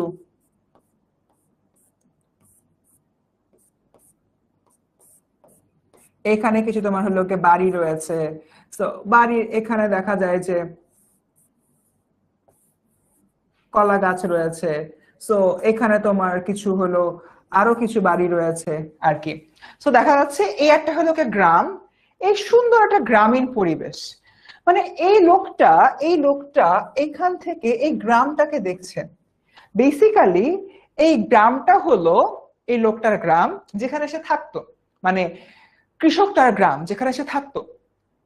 কবির এখানে গ্রাম দেখার মানে হচ্ছে কবি বুঝতে পারতেছে মৃত্যু তার কাছাকাছি চলে আসছে। সে আসলে তার যে স্বাভাবিক জীবন, তার যে পরিবার, তার যে স্বজন, তার যে নিজস্ব একটা পৃথিবী, সেখানে আর কখনো যেতে পারবে না। দ্যাট মিনস কবির মৃত্যু এগিয়ে আসছে। এই জন্য কবি বলতেছেন তরু ছায়া মসি মাখা, তরু ছায়া মসি মাখা, তরু ছায়া মসি মাখা, অর্থাৎ ওই যে গ্রামটা, ওই গ্রামটা তরু ছায়া মসি মাখা, মানে গাছপালা দিয়ে হলো ভরা, লাইভলি। আমরা হচ্ছে কি কোনো কিছু যদি দেখি লাইভলি, খুব যদি দেখি যে ইন্টারেস্টিং লাগতেছে, আমরা বলি না বাহ কি সুন্দর, কি সুন্দর, সতেজ, সতেজ ওয়ার্ডটা বলি না, এক্স্যাক্টলি। সো এখানে তরু ছায়া মসিমাখা বলতে আসলে আমরা বলতেছি লাইভলি বা সতেজ। ঠিক আছে, কবি বলছে আরে এত কষ্ট করলাম, এত গান কবিতা লিখলাম, আমি মরে যাচ্ছি, আমার এই লাইভলি জীবনটাকে আর কখনো পাবো না, আমার শুধু কর্মগুলাই থাকবে, বা আমি আর এখানে থাকতেছি না। এই যে আক্ষেপটা, এই যে কষ্টটা, এই জিনিসটা কবির মধ্যে বেসিক্যালি বিদ্যমান। গ্রামখানি মেঘে ঢাকা, এই জায়গা থেকে তোমার হলো বলতেছে যে বর্ষার কারণে আকাশে হলো মেঘ জমেছে, মেঘের কারণে তোমার গ্রামখানি ঢেকে গেছে। বাট এইটার ভাবার্থ হলো কবির মৃত্যু একটু ধীরে ধীরে এগিয়ে আসছে কবির সামনে। কবির স্বাভাবিক জীবনটা আস্তে আস্তে কালো অন্ধকারাচ্ছন্ন হয়ে যাচ্ছে, কারণ কবি আসলে আর এই মহাকালের যে তোমার রূঢ়তা, হিংস্রতা, সেখান থেকে আর তোমার বাঁচতে পারছে না। That's all. গেল। এরপর দেখো তোমার প্রভাত বেলা, এপারেতে ছোট ক্ষেত আমি একলা। এখানে তোমার এপারেতে ছোট ক্ষেত আমি একলা বলতে কি বোঝানো হচ্ছে, তোমার হলো কবি যে জায়গায় হলো বসে আছে তার যে তোমার ব্যক্তিগত জীবনটা মানে হচ্ছে কি বলে কর্ম নিয়ে, সেটার কথা বোঝানো হয়েছে। তো দেখো এই যে লাইনটা একটু আগে বলছিলাম, পৃথিবীতে সবাই একাই আসে আবার একাই চলে যায়, এটা এখানে বলা আছে। আচ্ছা, সোনার তরী কিসের প্রতীক? সোনার তরী কিসের প্রতীক? যৌবনের, জীবনের, কৃষকের নাকি কর্মের? সোনার তরী কিসের প্রতীক? সোনার তরী কিসের প্রতীক?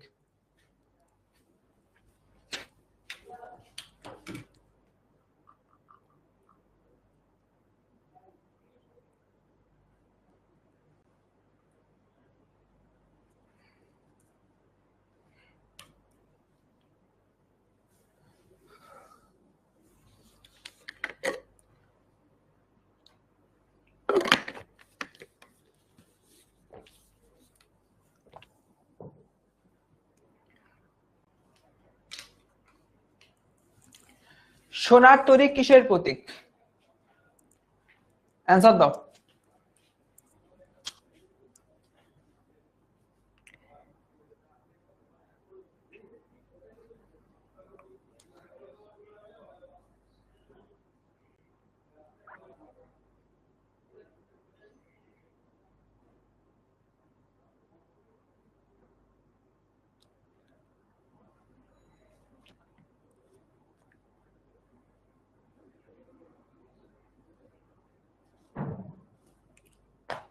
ওকে, ডান। তো সোনার তরী কিসের প্রতীক? আমরা এটা দেখতে পেলাম। সো এটার অ্যান্সার হচ্ছে কি তোমার দেখো জীবনের প্রতীক। খুবই সিম্পল, যে সোনার তরী আসলো, সোনার তরী এসে কবির কর্মগুলাকে নিয়ে চলে গেল, অর্থাৎ জীবন কবির কর্মগুলাকে নিয়ে চলে গেল। তাই সোনার তরী হচ্ছে কি তোমার কিসের প্রতীক? জীবনের প্রতীক। আচ্ছা বাবারা, একটা জিনিস দেখো, প্রথমত এটা যৌবনের প্রতীক না, কারণ এখানে যৌবন নিয়ে কথাই বলা হয়নি পুরো কবিতায়। এটা হইলো কে বাদ, কৃষকের না। এখানে তোমার কৃষক বলতে আসলে তোমার কবিকে বোঝানো হয়েছে, বাট এখানে কবির নাম তার কিছু আসে নাই। তো কৃষক বাদ। কর্ম, কর্ম বলতে আসলে তোমার সোনার ধানকে বোঝানো হয়। এই কবিতায় সোনার ধান হলো গিয়ে আমার কর্ম, সোনার ধান হচ্ছে কর্ম। সোনার তরী বলছে, তার মানে এটাও না। তার মানে সোনার তরী হচ্ছে কি বেসিক্যালি কি জীবন। সোনার তরী কি জীবন। আমরা বুঝতে পারছি কেন হচ্ছে কি সোনার তরীর জীবন হলো, কর্ম হলো না।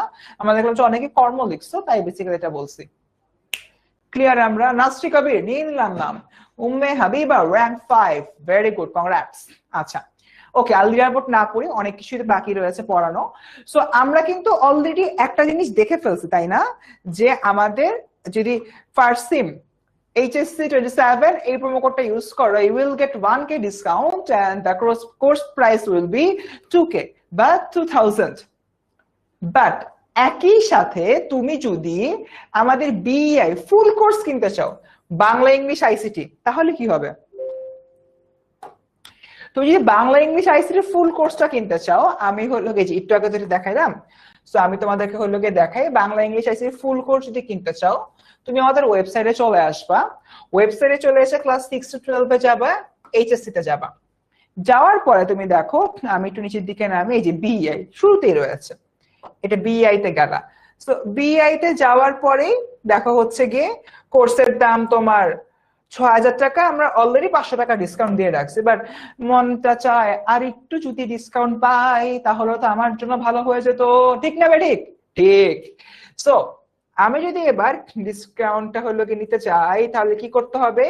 এই প্রোমো কোড যোগটা হলো নিতে হবে। নেওয়ার পরে লিখবো BEI HSC 27, তারপরে এন্টার। এন্টার দেওয়ার সাথে সাথে আমার 6000 টাকার কোর্স হয়ে যাবে 4500 টাকা। 6000 টাকা হয়ে যাবে আমার 4500 টাকা। তার মানে ফার্সিম HSC 27 দিয়ে তুমি 1000 টাকা ডিসকাউন্টে শুধু বাংলায় পড়তে পারবা, আর BEI HSC 27 দিয়ে তুমি 1500 টাকা ডিসকাউন্ট, ও মাই গড, 1500 টাকা ডিসকাউন্টে তুমি কিসে ভর্তি হতে পারবা? পুরা বাংলা ইংলিশ আইসিটি কোর্সে ভর্তি হতে পারবা, যেখানে তুমি কলেজের স্যার বা অন্য কোনো জায়গায় পড়তে গেলে বাংলার জন্য মান্থলি 1000 টাকা, ইংরেজির জন্য 1000 টাকা, আইসিটির জন্য 1000 টাকা। সে ধরো সবগুলা স্যার তোমাকে হলো গিয়ে 10 মাস হলো পড়াবে, 10 মাসে ইচ সাবজেক্টে 10 করে 30,000 টাকা লাগবে। বাট সেখানে তুমি মাত্র 4500 টাকায় বাংলা ইংরেজি আইসিটি 8 মাসের মধ্যে পুরা কোর্স কমপ্লিশন পাচ্ছ। Huge achievement, huge achievement, huge achievement. So keep it in your mind. Done. So আর কথাবার্তা না বলি আমরা মূল কবিতার দিকে আবার চলে যাই। আচ্ছা, সো দেখি। তো এরপরে কবি হুট করে দেখে, গান গেয়ে তোরি বিয়ে কে আসে পারে, দেখে যেন মনে হয় চিনি উহারে। অর্থাৎ কবি দেখতে পাচ্ছেন ওই ভরা নদীর মধ্যে, ভরা নদীর আর আচ্ছা একজন বলছে কম বলে ফেললেন ভাইয়া। হ্যাঁ রে বাবা আমি জানি, আমি একদম কমটাই বলছি। আমার নিজেরই খেয়াল আছে, আমি আমার কলেজে পার সাবজেক্ট এক স্যারের কাছে মেবি 1500 দিয়ে পড়তাম, এক স্যারের কাছে 2000 দিয়ে পড়তাম। ওই টাইমে তো আসলে এরকম একটেক ছিল না, বা তোমাদের আমরা অ্যাকচুয়ালি তোমাদের মতো লাকি না রিগার্ডিং স্টাডি, বিকজ তোমরা ভাই 24/7 সাপোর্ট পাও, এবং তোমরা কাদের কাছে সাপোর্ট পাও? আমাদের কাছে সাপোর্ট। আমাদের মোটামুটি ইয়াং, সো তোমাদের কোনো ডাউট থাকলে ইউ মে আস্ক, অ্যাক্সেসটা দিই। অনেক স্টুডেন্ট আমাকে নক দেয়, আই ফিল রিয়েলি গুড, ওরা নক দিচ্ছে আমি সলভ করে দিচ্ছি। বাট আমাদের সময় অ্যাক্সেস ছিলই না। ইট উইল ভেরি ফ্র্যাঙ্ক, এটা তোমাদের কাছে অদ্ভুত লাগতে পারে। আমি যে বাংলা পড়াই, বাংলার মধ্যে তোমাদের দুটো টপিক রয়েছে, এর মধ্যে বিদ্রোহী একটা, বাংলা প্রথম পত্র, বাংলা দ্বিতীয় পত্র সমাস। এই দুটো জিনিস আমি যখন 10 MS হলো গিয়ে জব করা শুরু করি, তখন ফারহান ভাই আমাকে শিখাইছে যে বিদ্রোহী কবিতার এই বলছে, সমাস ফারহান ভাই আমাকে শিখাইছে। আমি তার আগে পড়ে আসলাম না, বেসিক ক্লিয়ার ছিল না, ফারহান ভাই আমার বেসিক ক্লিয়ার করছে। ওইটা কি আমার এসএসসি এইচএসসির পরে, কিন্তু দেখো অনেক পরে যে জিনিসটা হয়েছে। সো অ্যাপারেন্টলি তোমরা এখনই জিনিসগুলো ক্লিয়ার করে ফেলতো। সো এই জায়গা থেকে তোমরা আসলে অনেক বেশি লাকি একটা ব্যাচ। ওকে, সো ডান। কবি বলছেন, গান গেয়ে তোরি বিয়ে কে আসে পারে, দেখে যেন মনে হয় চিনি উহারে। দেখো, সো চিনি উহারে এটা দিয়ে অ্যাকচুয়ালি কি বোঝানো হচ্ছে? কবি দেখতেছেন যে কোনো একজন আসতেছে, কোনো এক ব্যক্তি আসতেছে, গান গেয়ে তরি বিয়ে, মানে তরি বলতে বোঝানো হয় এখানে নৌকা, নৌকা বেয়ে কোনো একটা বান্দা আসিতেছে, কোন একটা বান্দা আসিতেছে, দেখে যেন মনে হয় চিনি উহারে। আরে চিনি চিনি লাগে, হাই ব্রো কেমন আছো তুমি? তো এরকম একটা অবস্থা। এইবার যে আসতেছে সে হলো যমদূত। আচ্ছা দেখি, গান গেয়ে তরি বেয়ে কে আসে পারে। খুরের মতো ধারালো জলস্রোতে গান গাইতে গাইতে একটা মাঝি পাড়ের দিকে অর্থাৎ কবির দিকে এগিয়ে আসছে। কবির ভাবনা এসে হচ্ছে নির্মোহ মহাকালের প্রতীক। মহাকাল, মহাকাল শব্দটা বারংবার বারংবার বারংবার আমরা বলি, বারংবার বলতেছি না, বাট এই মহাকাল দিয়ে আসলে কইতেছি যে তোমরা একবার জিজ্ঞাসা করো না ভাই মহাকালটা কি। আপনি যে বলতেছেন পুরো কথা মহাকাল মহাকাল, মহাকালটা কি? মহাকালটা হচ্ছে যে কালের শেষ নাই অন্ত নাই। দেখো পৃথিবীরও তো তোমার মানে পৃথিবীতে যে আমরা আছি, পৃথিবী 1901 সালেও ছিল, 2025 সালেও আছে। পৃথিবী 1800 সালে ছিল, 2025 সালেও আছে। বাট 1800 সালে যে মানুষটা ছিল সেই মানুষটা কিন্তু এখন নাই, তার জন্য এটা একটা মহাকাল। ঠিক আছে? সো এক্স্যাক্টলি এই জিনিসটা এখানে তোমার বলা হচ্ছে, এক্স্যাক্টলি এই জিনিসটা এখানে বলা হচ্ছে যে তোমার কবির ভাবনায় যে মাঝিটা আসছে, সেই মাঝিটা হচ্ছে নির্মোহ মহাকালের প্রতীক। সময়, আমি এই সময়তে আছি, আমি আগামী 20 বছর 50 বছর পর থাকবো না।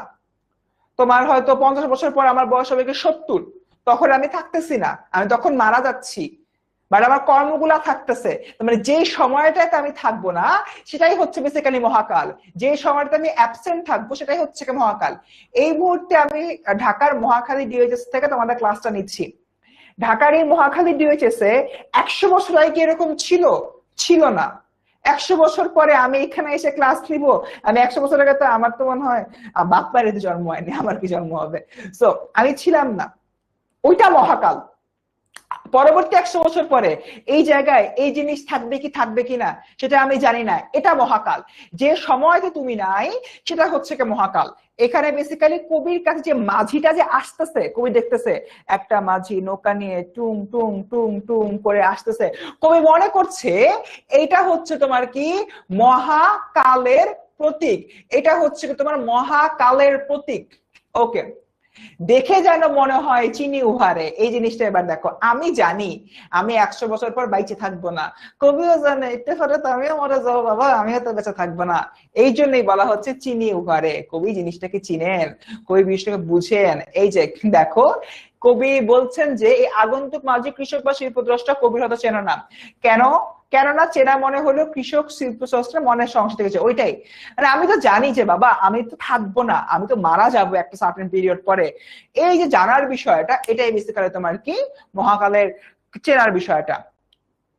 ভরা পালে চলে যায়, এখানে তোমার পাল তোলা নদী মানে স্বাভাবিক ভাবে আসতেছে, এটা বুঝাচ্ছে আর কি। ডান। এরপরে দেখি, আচ্ছা স্টুডেন্টস, তোমাদের কারো কলেজে কি এটা পড়ানো হয়েছে? তোমাদের কারো কলেজে কি এটা পড়ানো হয়েছে এই কবিতাটা?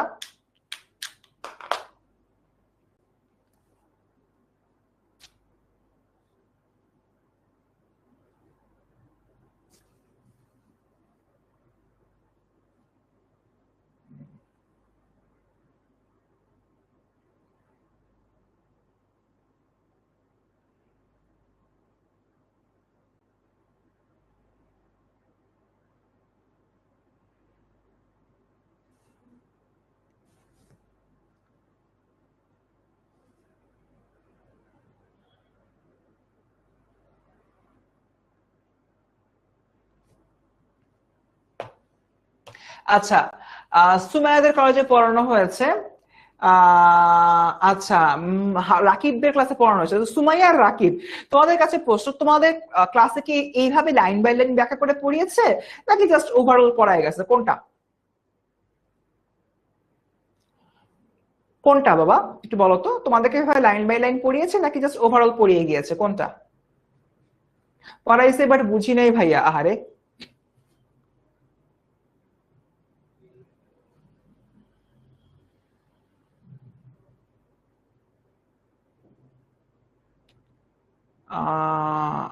ওকে, কার জানি ক্লাস করার এনার্জি চলে গেছে, শায়লার। আচ্ছা, নেক্সট আর বাংলার এটার উপর হচ্ছে কি সিটি আছে, তো ইনশাআল্লাহ ক্লাসটা খুব ভালোই হবে। জানি না মিম কেন জয়েন হতে পারছো না। আচ্ছা, এভাবে কি কলেজে লাইন বাই লাইন পড়িয়েছে? আচ্ছা ঠিক আছে, স্লাইডের এসএস নেওয়ার জন্য টাইম দিব। মুন্নি বলছে পড়ায় নাই, এক্সপ্লেন করে পড়ানো হয়েছে। ওকে ঠিক আছে ভাইয়া, রিডিং শুধু, আহারে রিডিং করলে কি হয়, এটা তো বুঝবা না তোমরা। আচ্ছা, তো স্টুডেন্টস এটাই অ্যাকচুয়ালি দেখা যায় কি, আমি কোনো কলেজকে ডিমিন করতেছি না, বা কোনো কলেজের হলো কি পড়ানোর যে স্ট্রাকচারটা, সেই স্ট্রাকচারকে আমি ইয়া করতেছি না, মানে আন্ডারমাইন করতেছি না। বাট একটা জিনিস আমার কাছে মনে হয় শিক্ষক হিসাবে আমাদের প্রত্যেকের ভেতরে থাকা দরকার, সেটা হচ্ছে তোমরা মাত্র এসএসসি পাস করে এইচএসসি তে উঠছো, দ্যাট মিনস তোমাদের অনেক কিছুই অজানা, তোমাদের অনেক কিছুই জানতে হবে, বুঝতে হবে। এই যে জানার আর বোঝার যে জায়গাটা, এই জন্য অ্যাটলিস্ট কবিতাগুলা কবিতাগুলো লাইন বাই লাইন পড়ানো উচিত।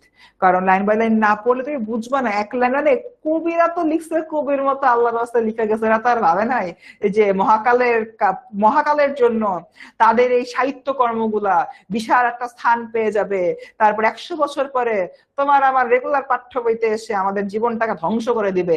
এটা তো আর কবিরা ভাবে নাই। তো কবিরা কবির মতো বুঝায় গেছে, লিখে গেছে। তো এখন শিক্ষকদের দায়িত্ব লাইন বাই লাইন বুঝায় দেওয়া, স্টুডেন্টরা ওকে দিস দ্য রিজন, আচ্ছা ঠিক আছে, এটার থেকে এটা হয়েছে, এটার থেকে এটা হয়েছে, এটা অ্যাকচুয়ালি তোমার বুঝতে পারে। কুল, আগাই বেশি একটা টাইম নাই। কোন দিকে নাহি চায় ঢেউ করে নিরুপায় ভাঙে দুধারে, দেখে যেন মনে হয় চিনি উহারে। আচ্ছা, কোন দিকে নাহি চায় ঢেউ গুলি নিরুপায়, এখানে কোন দিকে নাহি চায় বলতে যে মাঝি, মাঝি তো আসলে ওর তো লাগবে না, ও তো নিজেই তারা বস লেভেলের মানুষ না। তো সে আসলে মানে কোনো কিছু করতে তার দৃষ্টিপাত নেই, সে যাচ্ছে। দেখো, তোমার কর্ম কে তুমি মানে বেস্ট করার জন্য অনেক কিছুই করবা। মানে ফর এক্সাম্পল আমি চাচ্ছি আজকে যাতে আমার এই ক্লাসটা তোমাদেরকে বেস্ট ওয়েতে প্রেজেন্ট করতে পারি, এটার জন্য গতকালকে তোমাদের সাথে মজা করে একটা র্যাপ ভিডিও বানাইছি। তারপরে আজকে ক্লাসে আগে ক্লাসটা মানে স্লাইডটা আমি পড়ছি, কোন জায়গায় ভুল টুল থাকলে ঠিক করছি। তারপরে হচ্ছে আমি নিজে কবিতাটা পড়ছি, পড়ার পরে নিজে একটু প্র্যাকটিস করছি যে এই স্লাইডে এটা বলবো। তোমরা ভাবতে পারো স্লাইড আসতেছে আর ভাইয়া বলতেছে, নট লাইক দ্যাট বাবা। আমি স্লাইড কোন স্লাইডে কি বলবো, স্লাইড নাম্বার 41-এ এসে আমি কি কথা বলবো আমার মোটামুটি মাথার মধ্যে আগে থেকে সেট আপ ছিল। তার কারণটা কি? তার কারণটা হলো কি আমি আমার ক্লাসের প্রিপারেশনটা এইভাবে নেই, সেটা পেইড ব্যাচে হোক আর ফ্রি ব্যাচে হোক, যাতে করে তোমাদের সামনে বেস্ট একটা জিনিস উপস্থাপন করতে পারি, তাই না? এক্স্যাক্টলি এইটাই কবির যে কর্মটাকে তো সে বেস্ট ভাবে উপস্থাপন করার জন্য অনেক কিছু করছে। এখন দুঃখের বিষয় বা কষ্টের বিষয় হলো এইটা, আমি বেস্ট ভাবে উপস্থাপন করছি, তুমি কি আমার কষ্টের ব্যাপারে জানো আমি কত কষ্ট করছি স্লাইডটা বানানোর জন্য? তুমি কিন্তু জানো না। তুমি দেখবা, আসবা, আচ্ছা ওকে ভাইয়ার ক্লাস ভালো লাগে না, এবার ফারহান ভাইয়ের ক্লাস এত সুন্দর, ফারহান ভাই বেস্ট, ফর এন এক্সাম্পল। তো আমি ব্যাক এন্ডে কি কষ্ট করছে ওটা তোমার দেখার বিষয় না। এক্স্যাক্টলি মহাকালের বৈশিষ্ট্যটা এরকম, তুমি ব্যাক এন্ডে বা পেছনে বা ব্যাক স্টেজে কি কাজ করছো সেটা মহাকাল দেখবে না। মহাকাল দেখবে which is the best, this is the best, I will pick it up, this is the best of the best, I will pick up this. যেটা বেস্ট সেটা পিক আপ করবে। ওই যে মহাকালের প্রতি একটা নিরাসক্ত ধ্যান ধারণা রয়েছে, সেই নিরাসক্ত ধ্যান ধারণার কথা এখানে বোঝানো হচ্ছে। বাট নিরাসক্ত কেন সেটাই বেসিক্যালি এখানে বোঝানো হয়েছে। ডান। ওকে, যে আজমাইন চলে যাচ্ছে, তার মানে আজমাইনের কাছে, আজমাইন হলো মহাকালের প্রতীক, বুঝতে পারছো? আজমাইন ভাইয়ের ক্লাস ভালো লাগে না, গেলাম এরকম আর দুষ্টামি করলাম। আজমাইন কিছু মনে করো না, দুষ্টামি করলাম তোমার সাথে। আচ্ছা, তো দেখি এতটুকুই গেল। এরপরে তো ভাবার্থ রয়েছে, আমরা এমসিকিউ পরে দেখবো। কই বলছেন, ওগো তুমি কোথা যাও কোন বিদেশে, বারেক ভিড়াও তোরি কুলেতে এসে। ওগো মানে মাঝিটাই যে এরকম, দেখো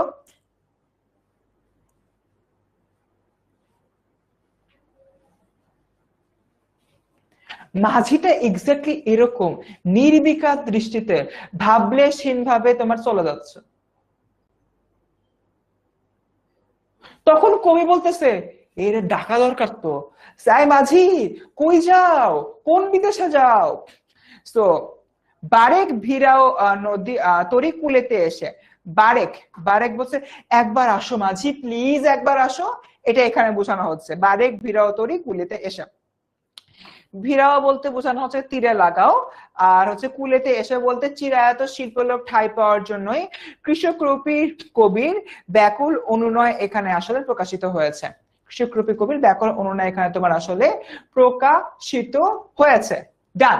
সো বেসিক্যালি এতটুকুই। এরপর দেখি, যেও যেথা যেতে চাও, যারে খুশি তারে দাও, শুধু তুমি নিয়ে যাও ক্ষণিক হেসে, আমার সোনার ধান কুলেতে এসে। এবার দেখো কবি কি বলতেছে। কবি বলতেছে একটা খুব সুন্দর কথা এখানে বলছে।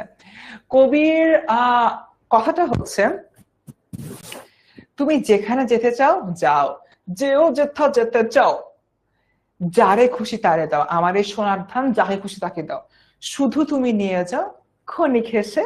মানে কবি বলতেছে যে তুমি যেখানে যেতে চাও চলে যাও, আমার কর্ম যাই খুশি তাকে দাও, শুধু নিয়ে যাও ক্ষণিক হেসে, সুন্দরভাবে হেসে একটু নিয়ে যাও। আমার এই কর্মগুলা আমার সারা জীবনের ফসল, এই ফসলটাকে তুমি নিয়ে যাও, ওকে একটু সেভ করো, এটা বলতেছে। আমার সোনার ধান কুলেতে এসে, কুলেতে এসে একটু নিয়ে যাও। সো এখানে তোমার দেখো ব্যাখ্যাটা হলো কি দিয়ে দিয়েছি। শিল্পদ্রষ্টা কবি বলছেন যে তার যে তোমার সৃষ্টি সম্ভার এটা যাতে হচ্ছে কি তোমার নষ্ট না হয় সেটা এখানে বেসিক্যালি বলা হচ্ছে। আবার বলতেছে আমার সোনার কুলেতে এসে কৃষকের শ্রেষ্ঠ ফসল ভাবার্থে শিল্পস্রষ্টা কবির সৃষ্টি সম্ভার, ভাবার্থে শিল্পস্রষ্টা কবির যে তোমার সৃষ্টি সম্ভার সেটার কথা বেসিক্যালি এখানে বোঝানো হচ্ছে। আচ্ছা ডান। আচ্ছা স্টুডেন্টস, তোমরা কি খুব খুশি হবা? তোমরা কি অনেক খুশি হবা যে আজকের এই স্লাইডটা যদি আমি তোমাদেরকে দিই? তোমরা কি খুশি হবা না খুশি হবা না বলো তো একটু, বলো না। আচ্ছা ঠিক আছে, আর হাসাবো না। আমি বলে হাসাই পড়াই, আমি বলে হাসাই। তোমরা কি খুশি হবা যদি আজকের এই স্লাইডটা তোমাদেরকে আমি দেই? এনিওয়ান?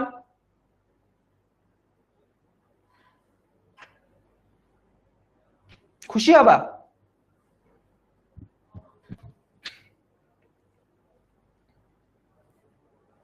সেরা ভাই, আপনার তো অনেকে মিস করে, আফরিন বলতেছে। ওকে ঠিক আছে, আমি অনেককেই দেখতেছি যে খুব কষ্ট পাচ্ছ যে ভাইয়া সরেন স্ক্রিনশট নিব এই সেই। ঠিক আছে ডান। ক্লাস তো প্রায় শেষের দিকে, 9:20 বেজে গেছে, 10 মিনিটের মধ্যে ক্লাস শেষ হয়ে যাবে। ক্লাস শেষে আমি 10টার দিকে তোমাদের এইচএসসি 27 স্টার স্টুডেন্টস ডায়নামিক্স যে গ্রুপটা রয়েছে, এই গ্রুপে এই স্লাইডটা রিলেটেড একটা হচ্ছে পোস্ট করব। পোস্টের কমেন্ট সেকশনে একটা লিংক থাকবে, লিংকটা ফিল আপ করলে স্লাইডটা তোমরা পেয়ে যাবা। ঠিক আছে, সো এই জিনিসটা আমি তোমাদেরকে এনশিওর করে দেবো। সো তোমরা স্লাইড নিয়ে মারামারি করো না, নাম্বার 1। আর নাম্বার 2, খুব ইম্পর্টেন্ট একটা ফ্যাক্টর, সেটা হচ্ছে আজকের ক্লাসটা কেমন লেগেছে এটা একটু জানিও। তা না হলে আমি আসলে বুঝবো না যে তোমাদের ক্লাসের পারফরমেন্স বা ওভারঅল যে বিষয়টা কেমন ছিল। ওকে ডান। সো আগাই তো শোনার তো এটা আমরা আগে পড়ছি গেল। সো এরপর দেখো, যত চাও তত লও তরণী পরে, আর আছে আর নাই দিয়েছি ভরে। কই বলতেছে যত চাও তত লও, আমার সব কর্ম তুমি নিয়ে যাও, আমার কাছে আর কিছু নাই। ওকে, সো কবি বলতেছেন যে তার শিশু সম্পদ থেকে সবকিছু নিয়ে নৌকায় রাখতে। এই বিষয়টা এতকাল নদী কূলে বলতে নদীর কিনারায় বসে, বা কবিতার যে জীবনের বিষয়টা রয়েছে, সো সেই জায়গা থেকে তোমার যাতে কবি এটা পেয়ে যায়। ঠিক আছে ডান। এরপর হলো গিয়ে মহাকা আচ্ছা, যাহা লয়েছিনু ভুলে। আচ্ছা ওকে, কবি এবার হলো কি ওই মাঝিকে বলতেছে, যাহা লয়েছিনু ভুলে সকলেই দিলাম তুলে, থরে বিথরে এখন আমারে লহ করুণা করে। খুবই সিম্পল। কই বলতো ভাই, যা ছিল, যা কামাইছি, যা তৈরি করছি, সবই তোমারে দিয়ে দিচ্ছি, সবকিছু দিয়ে দিচ্ছি, থরে বিথরে সাজায় সুজায় দিয়ে দিচ্ছি। এখন আমাকে নাও, আমাকেও বাঁচতে দাও। আমার মৃত্যু হোক, বাট মহাকাল আমাকে মনে রাখুক, আমাকে আজীবন বাঁচিয়ে রাখো। আমার যাবতীয় ওয়েল উইশারদের কাছে তারা যখন আমাকে নিয়ে ভালো ভালো কথা বলবে, সেটা যাতে আমি দেখতে পারি। আমাকেও নাও, আমাকেও নাও। বাট এরকম একটা জায়গা থেকে আমরা দেখতে পাই আমাদের মহাকাল বা মাঝি বলতেছে, ঠাই নাই ছোট সে তরি, আমারই সোনার ধানে ভরি গিয়াছে ভরি। দেখো কি বলতেছে আমাদের এই কথাটা, মহাকাল বলতেছে ঠাই নাই বাবা, ঠাই নাই, তোমার আসলে কোনো ঠাই নাই। তুমি কবি বা তুমি কৃষক, তোমার কোনো জায়গায় ঠাই নাই। তুমি তোমার জায়গা থেকে চলো, তোমার রাস্তা মাপো, আমি আমার রাস্তা মাপি। আমার সোনার ধানে গিয়েছে ভরি, মানে আমারই সোনার ধান হচ্ছে কবির যে তোমার কর্ম, কবির যে হলো কি তোমার কর্ম, সে কর্মতে সবকিছু ভরে গেছে। ওকে, কই গেল? এরপর দেখে শ্রাবণ গগন ঘিরে ঘন মেঘ ঘুরে ফিরে, শূন্য নদীর তীরে রহিন করি, যাহা ছিল নিয়ে গেল সোনার তরী। অর্থাৎ কবি এখন হলো গিয়ে নিঃসঙ্গ, তার মৃত্যু হয়েছে, এবং তার যে কর্মগুলো সোনার তরী নিয়ে গেছে, কল্পিত সোনার তরী, বা এখানে আসলে মহাকাল যেটা রয়েছে, মহাকালকে বোঝানো হচ্ছে। তো পাঠ পরিচিতিতে অ্যাকচুয়ালি অনেক কথা রয়েছে, আমরা এত দিকে যাব না, আমরা খুব সিম্পলি সামারাইজ করি আজকের ক্লাসটা। আজকের ক্লাসে হলো আমরা কি দেখিয়েছি? আজকের ক্লাসে হলো আমরা দেখিয়েছি যে একটা মানুষ পৃথিবীতে যখন আসার পরে তার একটা নির্দিষ্ট সময় পর মৃত্যু হয়। বাট এই যে মৃত্যুটা সত্য, অনিবার্য, কিন্তু সে যে কর্মগুলো সাধন করে, সে কর্মগুলো আসলে আজীবন থাকে, কখনো কর্মগুলো তাকে ছেড়ে যায় না। একটা মানুষের কর্ম ভালো হলে তার মৃত্যুর 100 বছর পরে, 1000 বছর পর তাকে স্মরণ করা হয়। এটার সবচেয়ে বড় উদাহরণ হচ্ছে আমাদের মুসলিমদের ক্ষেত্রে মহানবী হযরত মুহাম্মদ সাল্লাল্লাহু আলাইহি ওয়াসাল্লাম। তিনিও তোমার আমার মতো রক্ত মাংসের মানুষ ছিলেন, কিন্তু তার যে কর্ম, তার যে অবদান, সেটা আমরা এখনো হলো গিয়ে চিন্তা করি, এখনো ভাবি। আমরা যখন হচ্ছে গিয়ে নামাজ আদায় করছি বা অন্য কোনো সময় কোনো ইবাদত বন্দেগী করছি, আমরা তার নামে হয়তো তাসবিহ তাহলিল করছি, তার মানে দেখো একটা মানুষ এত হাজার বছর আগে মারা গিয়েছেন, মৃত্যুবরণ করেছেন, বাট তার কথা আমরা এখনো চিন্তা করি, কারণ তার কর্মগুলো এখনো বেঁচে আছে। অর্থাৎ মানুষের মৃত্যু হয়, বাট মানুষের কর্মের মৃত্যু হয় না। মানুষের যে কর্মের মৃত্যু হয় না সেই জিনিসটা এখানে বলছেন। আর মানুষের কর্ম মহাকাল ধরে এই পৃথিবীর বুকে বেঁচে থাকে। তবে মানুষ যদি চায় যে সে তার কর্মের সাথে সেও বেঁচে থাকবে, যেটা এই কবিতার শেষাংশে এসে কৃষকরূপী কবি হলোকে বলেছেন আমাকেও তোমার তৈরিতে নাও, সেটা আসলে সম্ভব না, সেটা অসম্ভব। সেটা যদি হতো তাহলে সৃষ্টির যে তোমার সৌন্দর্য, সেই সৌন্দর্য থাকতো না। এই হচ্ছে আমার সোনার তৈরি কবিতা। সো স্টুডেন্টস, এতটুকুই। একটা ছোট্ট পোল দিচ্ছি, একটু কাইন্ডলি জানাও ক্লাসটা কেমন লেগেছে।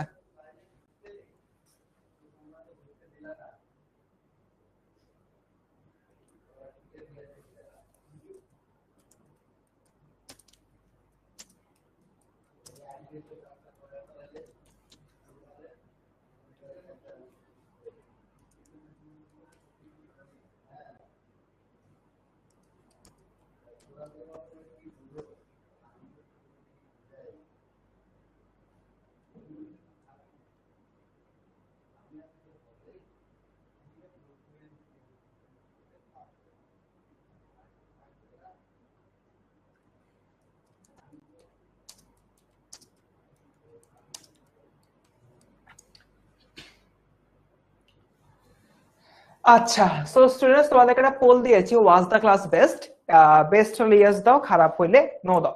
তো আমি লাস্টে কয়েকটা হলো কথা বলি। নাম্বার 1, তোমরা অনেকেই হলো এই স্লাইডটা কি বলে পেয়ে যাবা। আমি আমার যে গ্রুপটা রয়েছে এই গ্রুপে হলো গিয়ে তোমার আচ্ছা, গ্রুপে পোস্ট দিলে আমি অ্যাপ্রুভ করে দেবো, সমস্যা নাই। তোমরা যারা যারা আজকের এই স্লাইডটা রয়েছে, স্লাইডটা চাও, আমি রাত্রেবেলা 10টার সময় একটা হলো পোস্ট দিব। ওই পোস্টটা কমেন্টে একটা হলো ফর্ম থাকবে, ওই ফর্মটা ফিল আপ করলে তুমি আজকে যে ক্লাস এটা পেয়ে যাবা। So this is the basically কারিশমা। অ্যান্ড ইনশাল্লাহ সামনের যে দিনগুলো রয়েছে, সামনের দিনগুলোতে তোমাদের এই যে ব্যাপারগুলো আছে, ব্যাপারগুলো তোমাদেরকে আরো বেশি হেল্প করবে। সো তোমাদেরকে last but not the least একটা কথা বলি হচ্ছে কি শেষ করব, সেটা হচ্ছে আচ্ছা বাই দ্য ওয়ে, আরেকটা বিষয়, তোমরা যদি আমাদের পেইড ব্যাচে যখন জয়েন করবা তখন কিন্তু এই যে আমাদের সিকিউ আছে, ক্লাসের টাইম নাই আর, তো এগুলো আর পড়াতে পারলাম না, সিকিউ গুলো কিন্তু আমরা পেইড ব্যাচে সলভ করি। সো এই জিনিসটা হচ্ছে কি মাথায় রেখো। আচ্ছা, পয়েন্ট টু বি নোটেড, যারা যারা আমাদের বাংলা কোর্সে ভর্তি হতে চাও তারা অবশ্যই এই প্রোমো কোডটা ইউজ করবা, ফার্স্ট HSC 27। আর হচ্ছে গিয়ে তোমার যারা বিআই কোর্সে ভর্তি হতে চাও তাহলে এই প্রোমো কোডটা ব্যবহার করবা, বিআই HSC 27। That's it. So students, I think আচ্ছা 6 জন বলেছে যে ওদের ক্লাসটা বেস্ট লাগে নাই, নো ওয়ারিজ, হতেই পারে, এটা প্যারা না। বাট প্রায় দেখতে পাচ্ছি 97% স্টুডেন্ট বলছে যে ক্লাসটা ভালো লাগছে। আলহামদুলিল্লাহ, I am more than satisfied. So তোমাদের এই ক্লাস লাইটে দিয়ে দিচ্ছি, দ্যাটস ইট। সো স্টুডেন্টস, কারো কোনো প্রশ্ন, কারো কোনো প্রশ্ন আছে? Yeah, the class is over. So কারো কোনো, ঠিক আছে ঠিক আছে, দেখি আল্লাহ হাফেজ বলতেছো, আল্লাহ হাফেজ বলতেছো, ঠিক আছে আল্লাহ হাফেজ, তোমাদেরকে জানি আল্লাহ হাফেজ। এন্ড পেইড ব্যাচে কি দেখা হবে? যারা যারা পেইড ব্যাচে নাই তাদের সাথে কি পেইড ব্যাচে দেখা হবে? যারা যারা পেইড ব্যাচে নাই তাদের সাথে কি পেইড ব্যাচে দেখা হবে? একটু কাইন্ডলি এটা বলে যাও। হ্যাঁ হ্যাঁ, সবাই থাপ থুপ চলে যাচ্ছে। Sabrina was the best. Thank you Sabrina, thank you so much. ওকে, তোমার হচ্ছে ওকে ভাই, আপনি খুবই ভালো ক্লাস নিয়েছেন। আনিকা বলতে thank you so much Anika, খুব ভালো লাগলো। আচ্ছা, পেইড ব্যাচ যারা যারা আমাদের এখনো পেইড ব্যাচ স্টুডেন্টের সাথে এগুলো দেখা হয়, বা যারা যারা হচ্ছে কি তোমার পেইড ব্যাচে নাই তাদের সাথে দেখা হবে, কিন্তু একটু কাইন্ডলি জানাও। নুসার বলছে ইয়েস, ঠিক আছে, একটা ফ্রি কিউএনএ ক্লাস করার। রাসেল বলছে, রাসেল ঠিক আছে, we are planning, no worries. Okay, thank you so much Ismail. মঙ্গলবারে দেখা হবে, আমাদের পেইড ব্যাচ স্টুডেন্ট মঙ্গলবারে দেখা হবে। হ্যাঁ, ওদের নিয়মিত পড়াচ্ছে, মঙ্গলবার নিয়মিত পড়াবো। তো স্টুডেন্টস আসি তাহলে আজকে, ইনশাল্লাহ পেইড ব্যাচে দেখা হবে। আর একটু পরে দাগানো স্লাইডে তোমাদেরকে দিয়ে